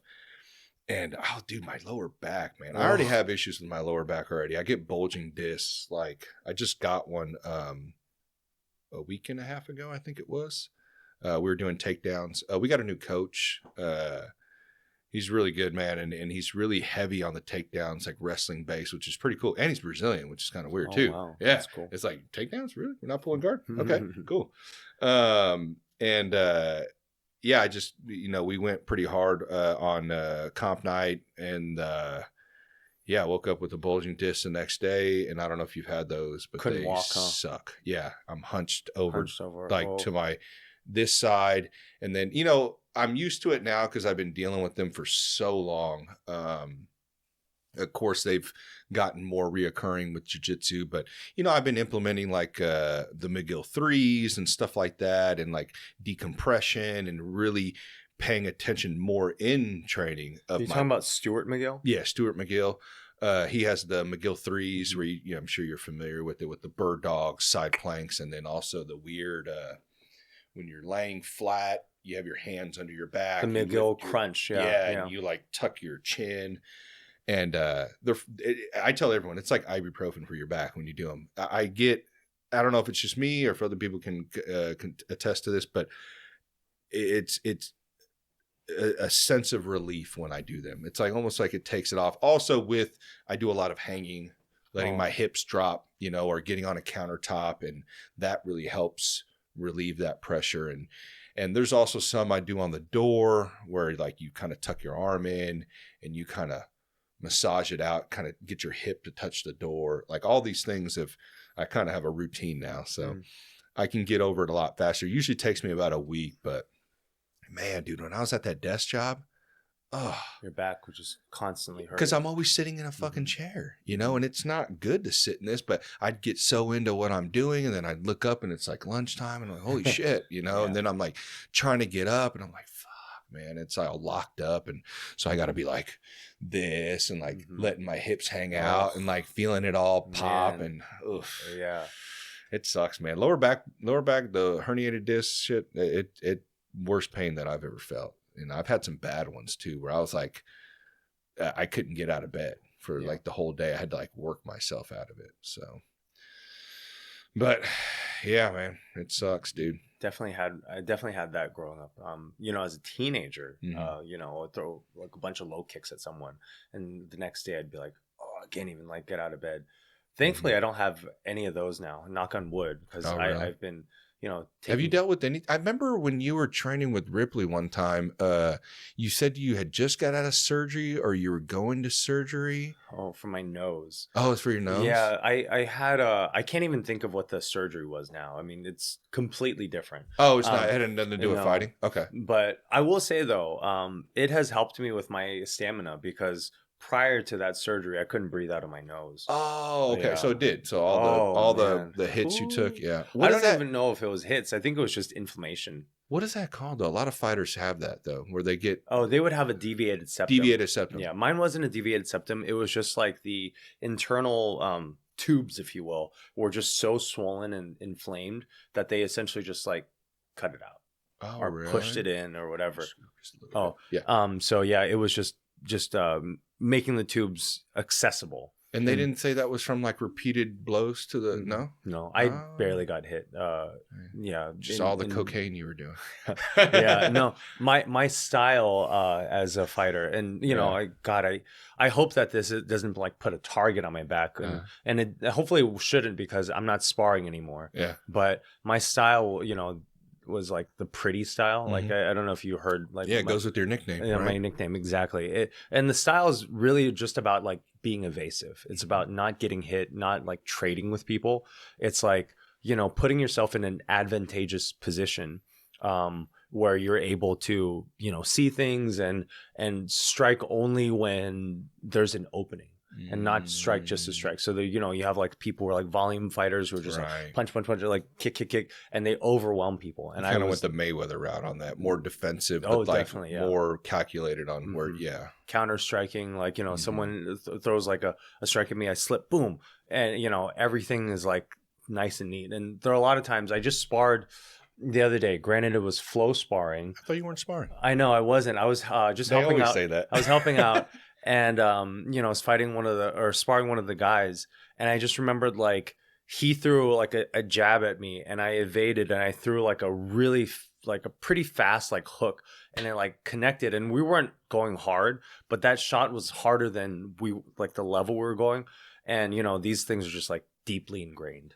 But yeah, having nostrils that worked just changed my life, and it's unfortunate that I haven't been able to use that, you know, with these fresh tubes. How long did you deal with that? I mean, I would say that when did you notice? I guess I definitely noticed. So I did a Muay Thai fight as my last fight, and I think that training for that, I was definitely like really noticing. It was like, oh, at 5 o'clock I started coughing a lot. Like I'm making dinner, I'm coughing a lot, and then like as the night progressed on, by like 10 o'clock, I can't even get anything out of my nose. And, you know, I had this like really irrational fear that if someone put like duct tape on my mouth, I would die from not being able to breathe. And that thought scared me. Yeah. So then, you know, I was able to like see a doctor, you know, ENT, and they were like, oh, you know, these are super inflamed. And when they opened it, I mean, it was just like, felt a lot better. Whoa. I mean, have you seen those ads on Instagram where it's like the magnetic, well, you know, the nasal strips? The nasal strips. Yeah. I feel like I would have that like immediately after I recovered from the surgery, which also, you mentioned you having like that infection after getting your wisdom teeth. I had an infection here, and I thought I was going to die for a month. Yeah. Did you feel it in your head? I felt it in my head. I felt mine literally at nighttime specifically. I can't remember why the doctor said at nighttime why you feel it the worst. Something to do with, I don't know, I'm not even going to try. But it went up to my head. Like I would feel it. The pressure going into my head. And I don't know if somehow the infection was spreading or what was going on, but dude, nighttime sucked. I couldn't even sleep. I literally was sitting on the couch crying. Like I feel like I'm pretty tough, but dude, I was crying on that one. It was bad. It was bad, man. I don't wish that on anybody. Oh man. Yeah. I mean, I hear you. Yeah, maybe some. All right. My infection, felt like it was more systemic. So then my body just felt terrible. Like I think 2 days after, I was on the call, like on the phone with or actually on the phone with a doctor doing like a virtual call. I was on the couch and I couldn't even like get myself like a Tylenol. You know, it's just so weak and just so yeah. I mean it sucks. But now. Oof, I can breathe air. Yeah, and that sucks because, you know, as a fighter, you're breathing out of your nose mainly, not really your mouth, right? Yeah. So in that fight, that Muay Thai fight, granted, I also fought like the worst stylistic matchup for me, I think. You know, I mentioned earlier that, you know, I like to hit someone really hard at the onset. Dude, I watched that fight though, man. It was, I mean, but this is coming from a guy, I'm not an expert in Muay Thai. I watch it and I've done a very little bit of training with him, but like, I was going to tell you, it's amazing to see you go from MMA to Muay Thai to Jiu-Jitsu. Like, it's weird to see you adapt to all these things. Yeah. But I mean, you've trained for a very long time. I don't know how much you've trained Muay Thai, but this is my starting style, really. oh, really? Okay. Like after like oh yeah, I guess you Kung said Fu. because you did Yeah. Muay Thai, but then you did the other one that I keep forgetting the name. Pancration. Yeah. The pancration was honestly No, the Shang. oh Sanshou. Sanshou. Yeah. Yeah. So the Muay Thai was really like the base art. You know, because I learned how to clinch. You're right. Knees and everything. But yeah, that fight, I ended up, you know, fighting this guy who was just tough as nails. You know, like the opening kick, I threw a, you know, kick to the body. Mm-hmm. So instead of, cause he was taller than the guy where I kicked him here. So I would throw a kick like right here. And he told me later on, he was like, hey, you broke my ribs on that kick. And this guy still kept going forward. And, you know, cause I remember hitting him. And I read that post. I thought it was you that got your ribs broke. No. It wasn't you, it was him? It was him. Okay. Yeah. Damn. You know, broke his ribs on the opening like 10 seconds or whatever. I threw the kick again. And I'm just thinking, yeah, this guy's, you know, I was thinking in normal scenarios, when I'm hitting someone this hard, that's pretty much like the beginning of the end. Right. Especially in like pancration, like your average jiu-jitsu guy is not used to like high, like Muay Thai strikes. Mm-hmm. So I would like, you know, I just thought, yeah, I'm going to kick this guy a few times, punch him a few times, it's over. And this guy kept coming but forward. They are very used to that. And I was just like, oh my Lord, this guy is not like backing down. And like midway through round 2, I was like, I can't breathe. I'm tired. I can't blame this, like, not, you know, the nostrils, because realistically, this guy just had like right. And every fighter's dealing with something. So for sure, every fighter's dealing with something. And he just had this like iron will to just like keep marching forward. And eventually I broke. Mm-hmm. And it's sad to say that was like the last time that I stepped out there, you know, to fight. And what year was that? This was 2 years ago. Oh, 2023. Shit. Mm-hmm. Damn, dude. So yeah. You went 37? Yeah, fighting I know. A Muay Thai fight? Jesus Christ. I retired at 36. That 10-second fight was supposed to be like, okay, I'm done. I'm retired, whatever. And then the commentator, the ringside commentator, eventually told the promoters, like, hey, I want to fight that guy. And the promoter reached out to me. He's like, hey, would you want to fight Pete? And I'm like, hey, man, I'm very, very much retired. I'm very much enjoying just not having that, like, a fight looming over me. But, you know, I was like, fuck it. It's hard to say no. Yeah. You know, it's like that classic story of like the guy who cannot retire, you know, and it's like, well, I still feel pretty strong. Mm-hmm. I still feel pretty explosive, you know, whatever. And I ultimately lost. And I think having that loss like kind of sucks, and it makes me, God, I'm saying this in public now, it makes me want to fight again. It makes me want to do like I have a feeling, Nathan, you might fight again. Yeah. I mean, I almost picked one up. There was a fight that was going to happen just like, I think like a month or two ago. But things didn't work out, but I was really considering it. Do you have at 40, do you plan on to no more? Like, you're not even going to consider it anymore? Yeah, I would say 40 definitely has to be the line, right? I feel like that's pushing it, you know? Yeah, but I don't know, Muay Thai, though, how late are those guys fighting? I mean, those guys got like records of 317, you know? They actually stop in their 20s. Oh, dude, I guess, they've been fighting since they were kids. Yeah, they started when they're kids, and they, you know, by the time they're in their like late 20s and early 30s, I think they become tuk-tuk drivers, like taxi drivers, and or trainers, depending on like how much value they can like bring on and whatever. But yeah, it's a very, very unforgiving sport, very, very brutal. Very. Yeah, I would say it's way more brutal than MMA, because you can't rest. In MMA, at least you can go to the ground, and you can like make an argument saying like you don't rest on the ground in MMA, but you can stall a little bit to like catch your breath. Yeah. And I just remembered in this fight, there was one instance where he was like chasing me and he's like throwing punches, and I was just like, God, just like stop for a second. And I just like put my knee down, took a standing 8 count just so that I could like recover, because I wasn't used to this pace anymore. Mm-hmm. So like, yeah, or at least not receiving the same paces. God, that was painful. Yeah, it was painful. Just like you know, my whole body just felt like it was on fire. It was like working overtime. And were those like full size, like the big gloves? I believe they were 10-ounce gloves. 10-ounce gloves. But they weren't like the MMA, No. okay. Because I've seen them on ONE, like, what's his name? God damn it. I'm Rod sucking. Tang? No, well, Rod Tang, of course, but the British guy that's been kicking ass. Why am I forgetting his- Jonathan Haggerty. Yeah, I don't know why I'm losing names today. Dude, that guy. I mean, when he fought Rod Tang, you know, and I think did they fight twice? I know he lost one, or did he lose both of them? I think he lost both. He lost both. It could have been a draw for one, but he lost the second one. Yeah, man. But when I watched him, dude, that fucking tomahawk shit to the face, I'm like, God damn, dude. Yeah. Very, very tough. And that's the thing, dude. It's like in MMA, you have guys like John Jones who are throwing a lot of elbows and stuff like that, you know, and I'm sure there's a lot of other fighters that do, but like specifically Muay Thai, like they are those elbows, man. I mean, I can't even imagine getting hit by one of those, dude. Like brutal. Just seeing someone's head split right open from an elbow, I'm like, oh my God. I know. It's fucking wild, dude. Yeah, it is. And they just keep going. They keep going. They don't care.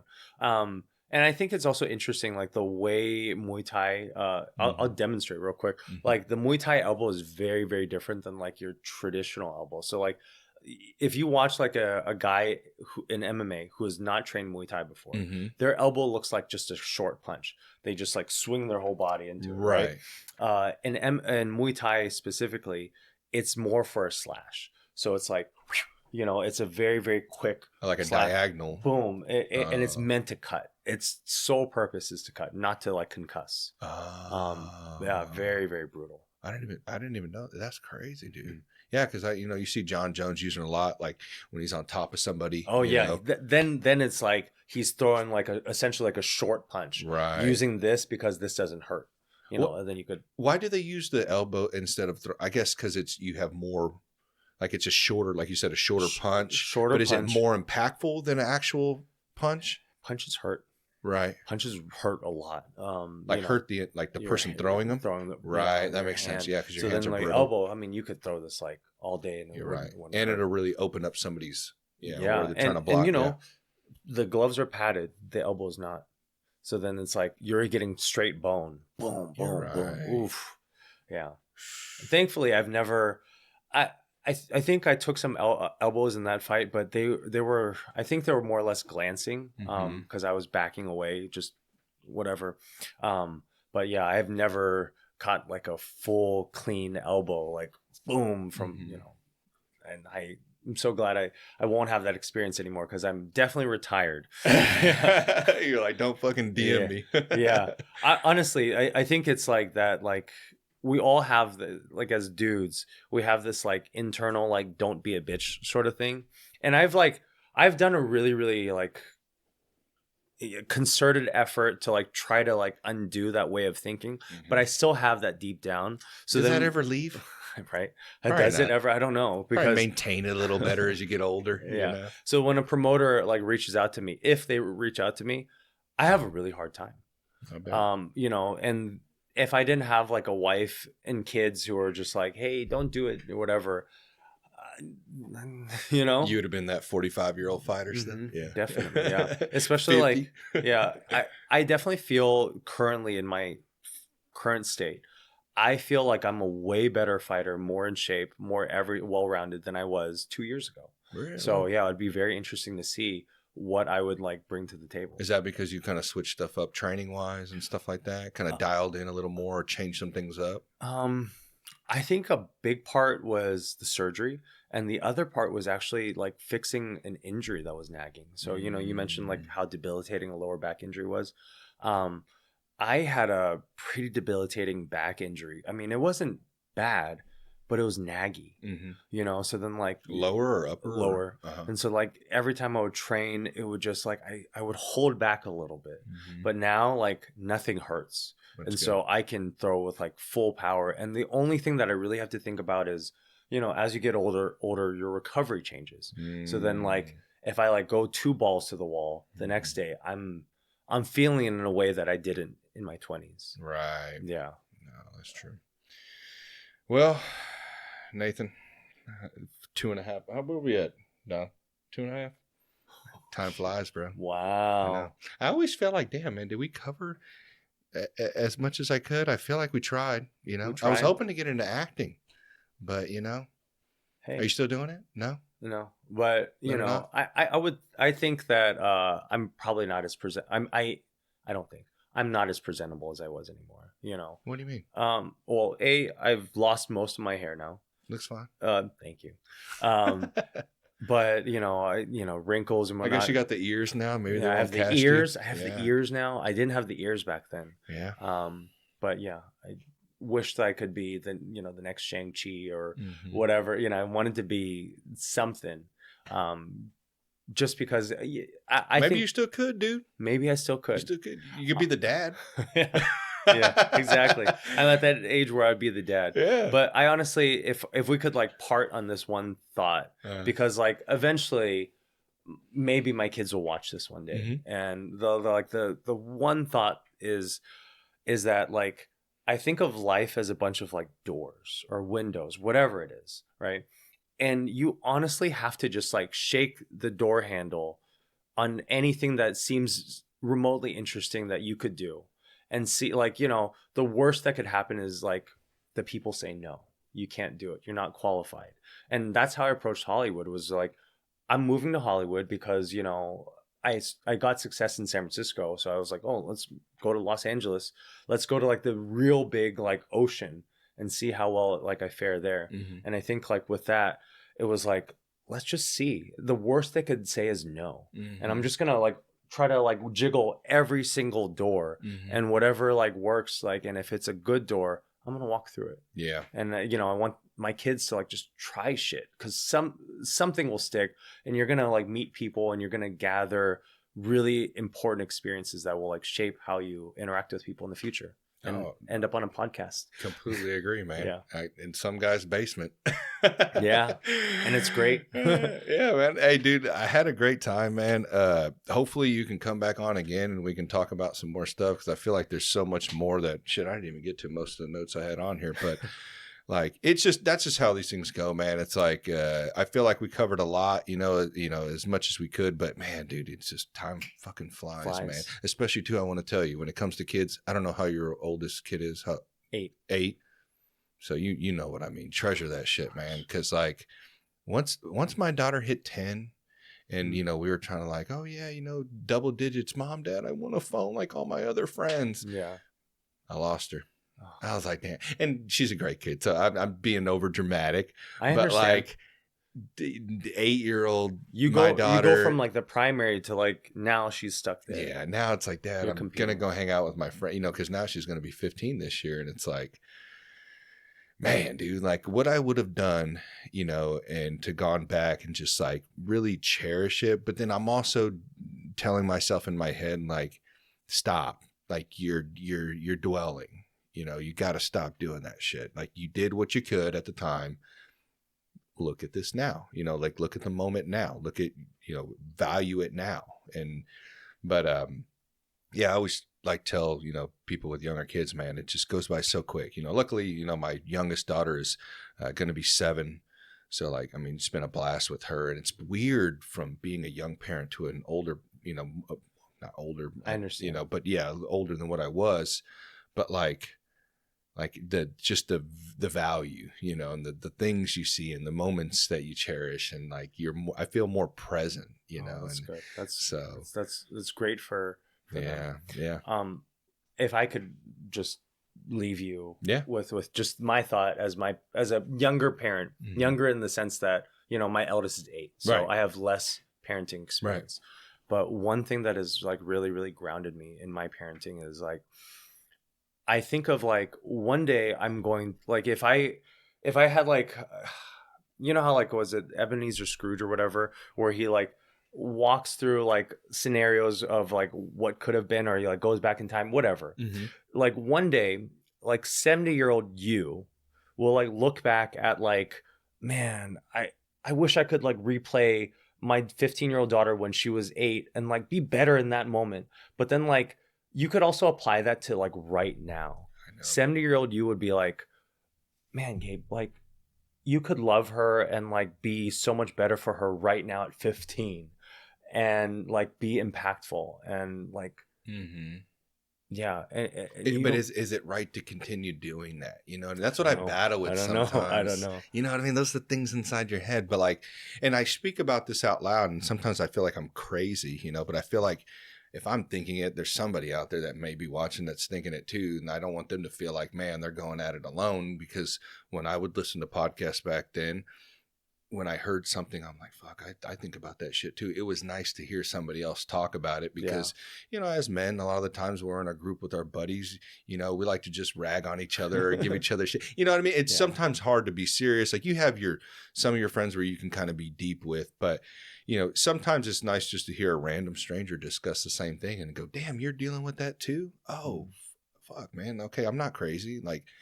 and then to hear how to navigate it. So it's just, it's nice, man. But yeah, I do agree with what you're saying. Like, be present, man, because every 10 years, 20 years, you're going to be telling yourself the same thing you're telling yourself now, man. You would die to be 33 again. Yeah, it is. So, hey, thank you again, man. Is there anything that you wanted to say before you, like anything you got going on or anything like that? I know you're retired, you know, I have, honestly, retired. I would say that right now I am low key thinking about competing at the Masters Worlds in Jiu-Jitsu. Oh, nice. Yeah. It's, you know, it's my last year in this division, so I hope to at least get on the podium. But I say that like, you know, I think deep down, I hope to win. Yeah, that's the one in Vegas, right? Mm-hmm. Yeah, that's where my buddy Alex goes down to. Rudman. I don't know if you know Alex Rudman. Yeah, he's always like, Gabe, you got to go. I'm like, man, my wallet says I can't. I'm sorry, dog. My wallet says I can't, yeah. This shit gets expensive, man. It's crazy. But, man, it's so cool to see that, man. I couldn't imagine. You see, you've competed there before, then you said, right? I've competed at the World Championships in other states, but, you know, through IBJJF, you know, and I've done okay. Yeah. But yeah, this one I definitely want to win it. That's dope, man. Yeah. Well, hey, man, I appreciate you coming on. Yeah, we'll definitely have you on another time, though, man. But I appreciate it. Good. All right. Thanks, man.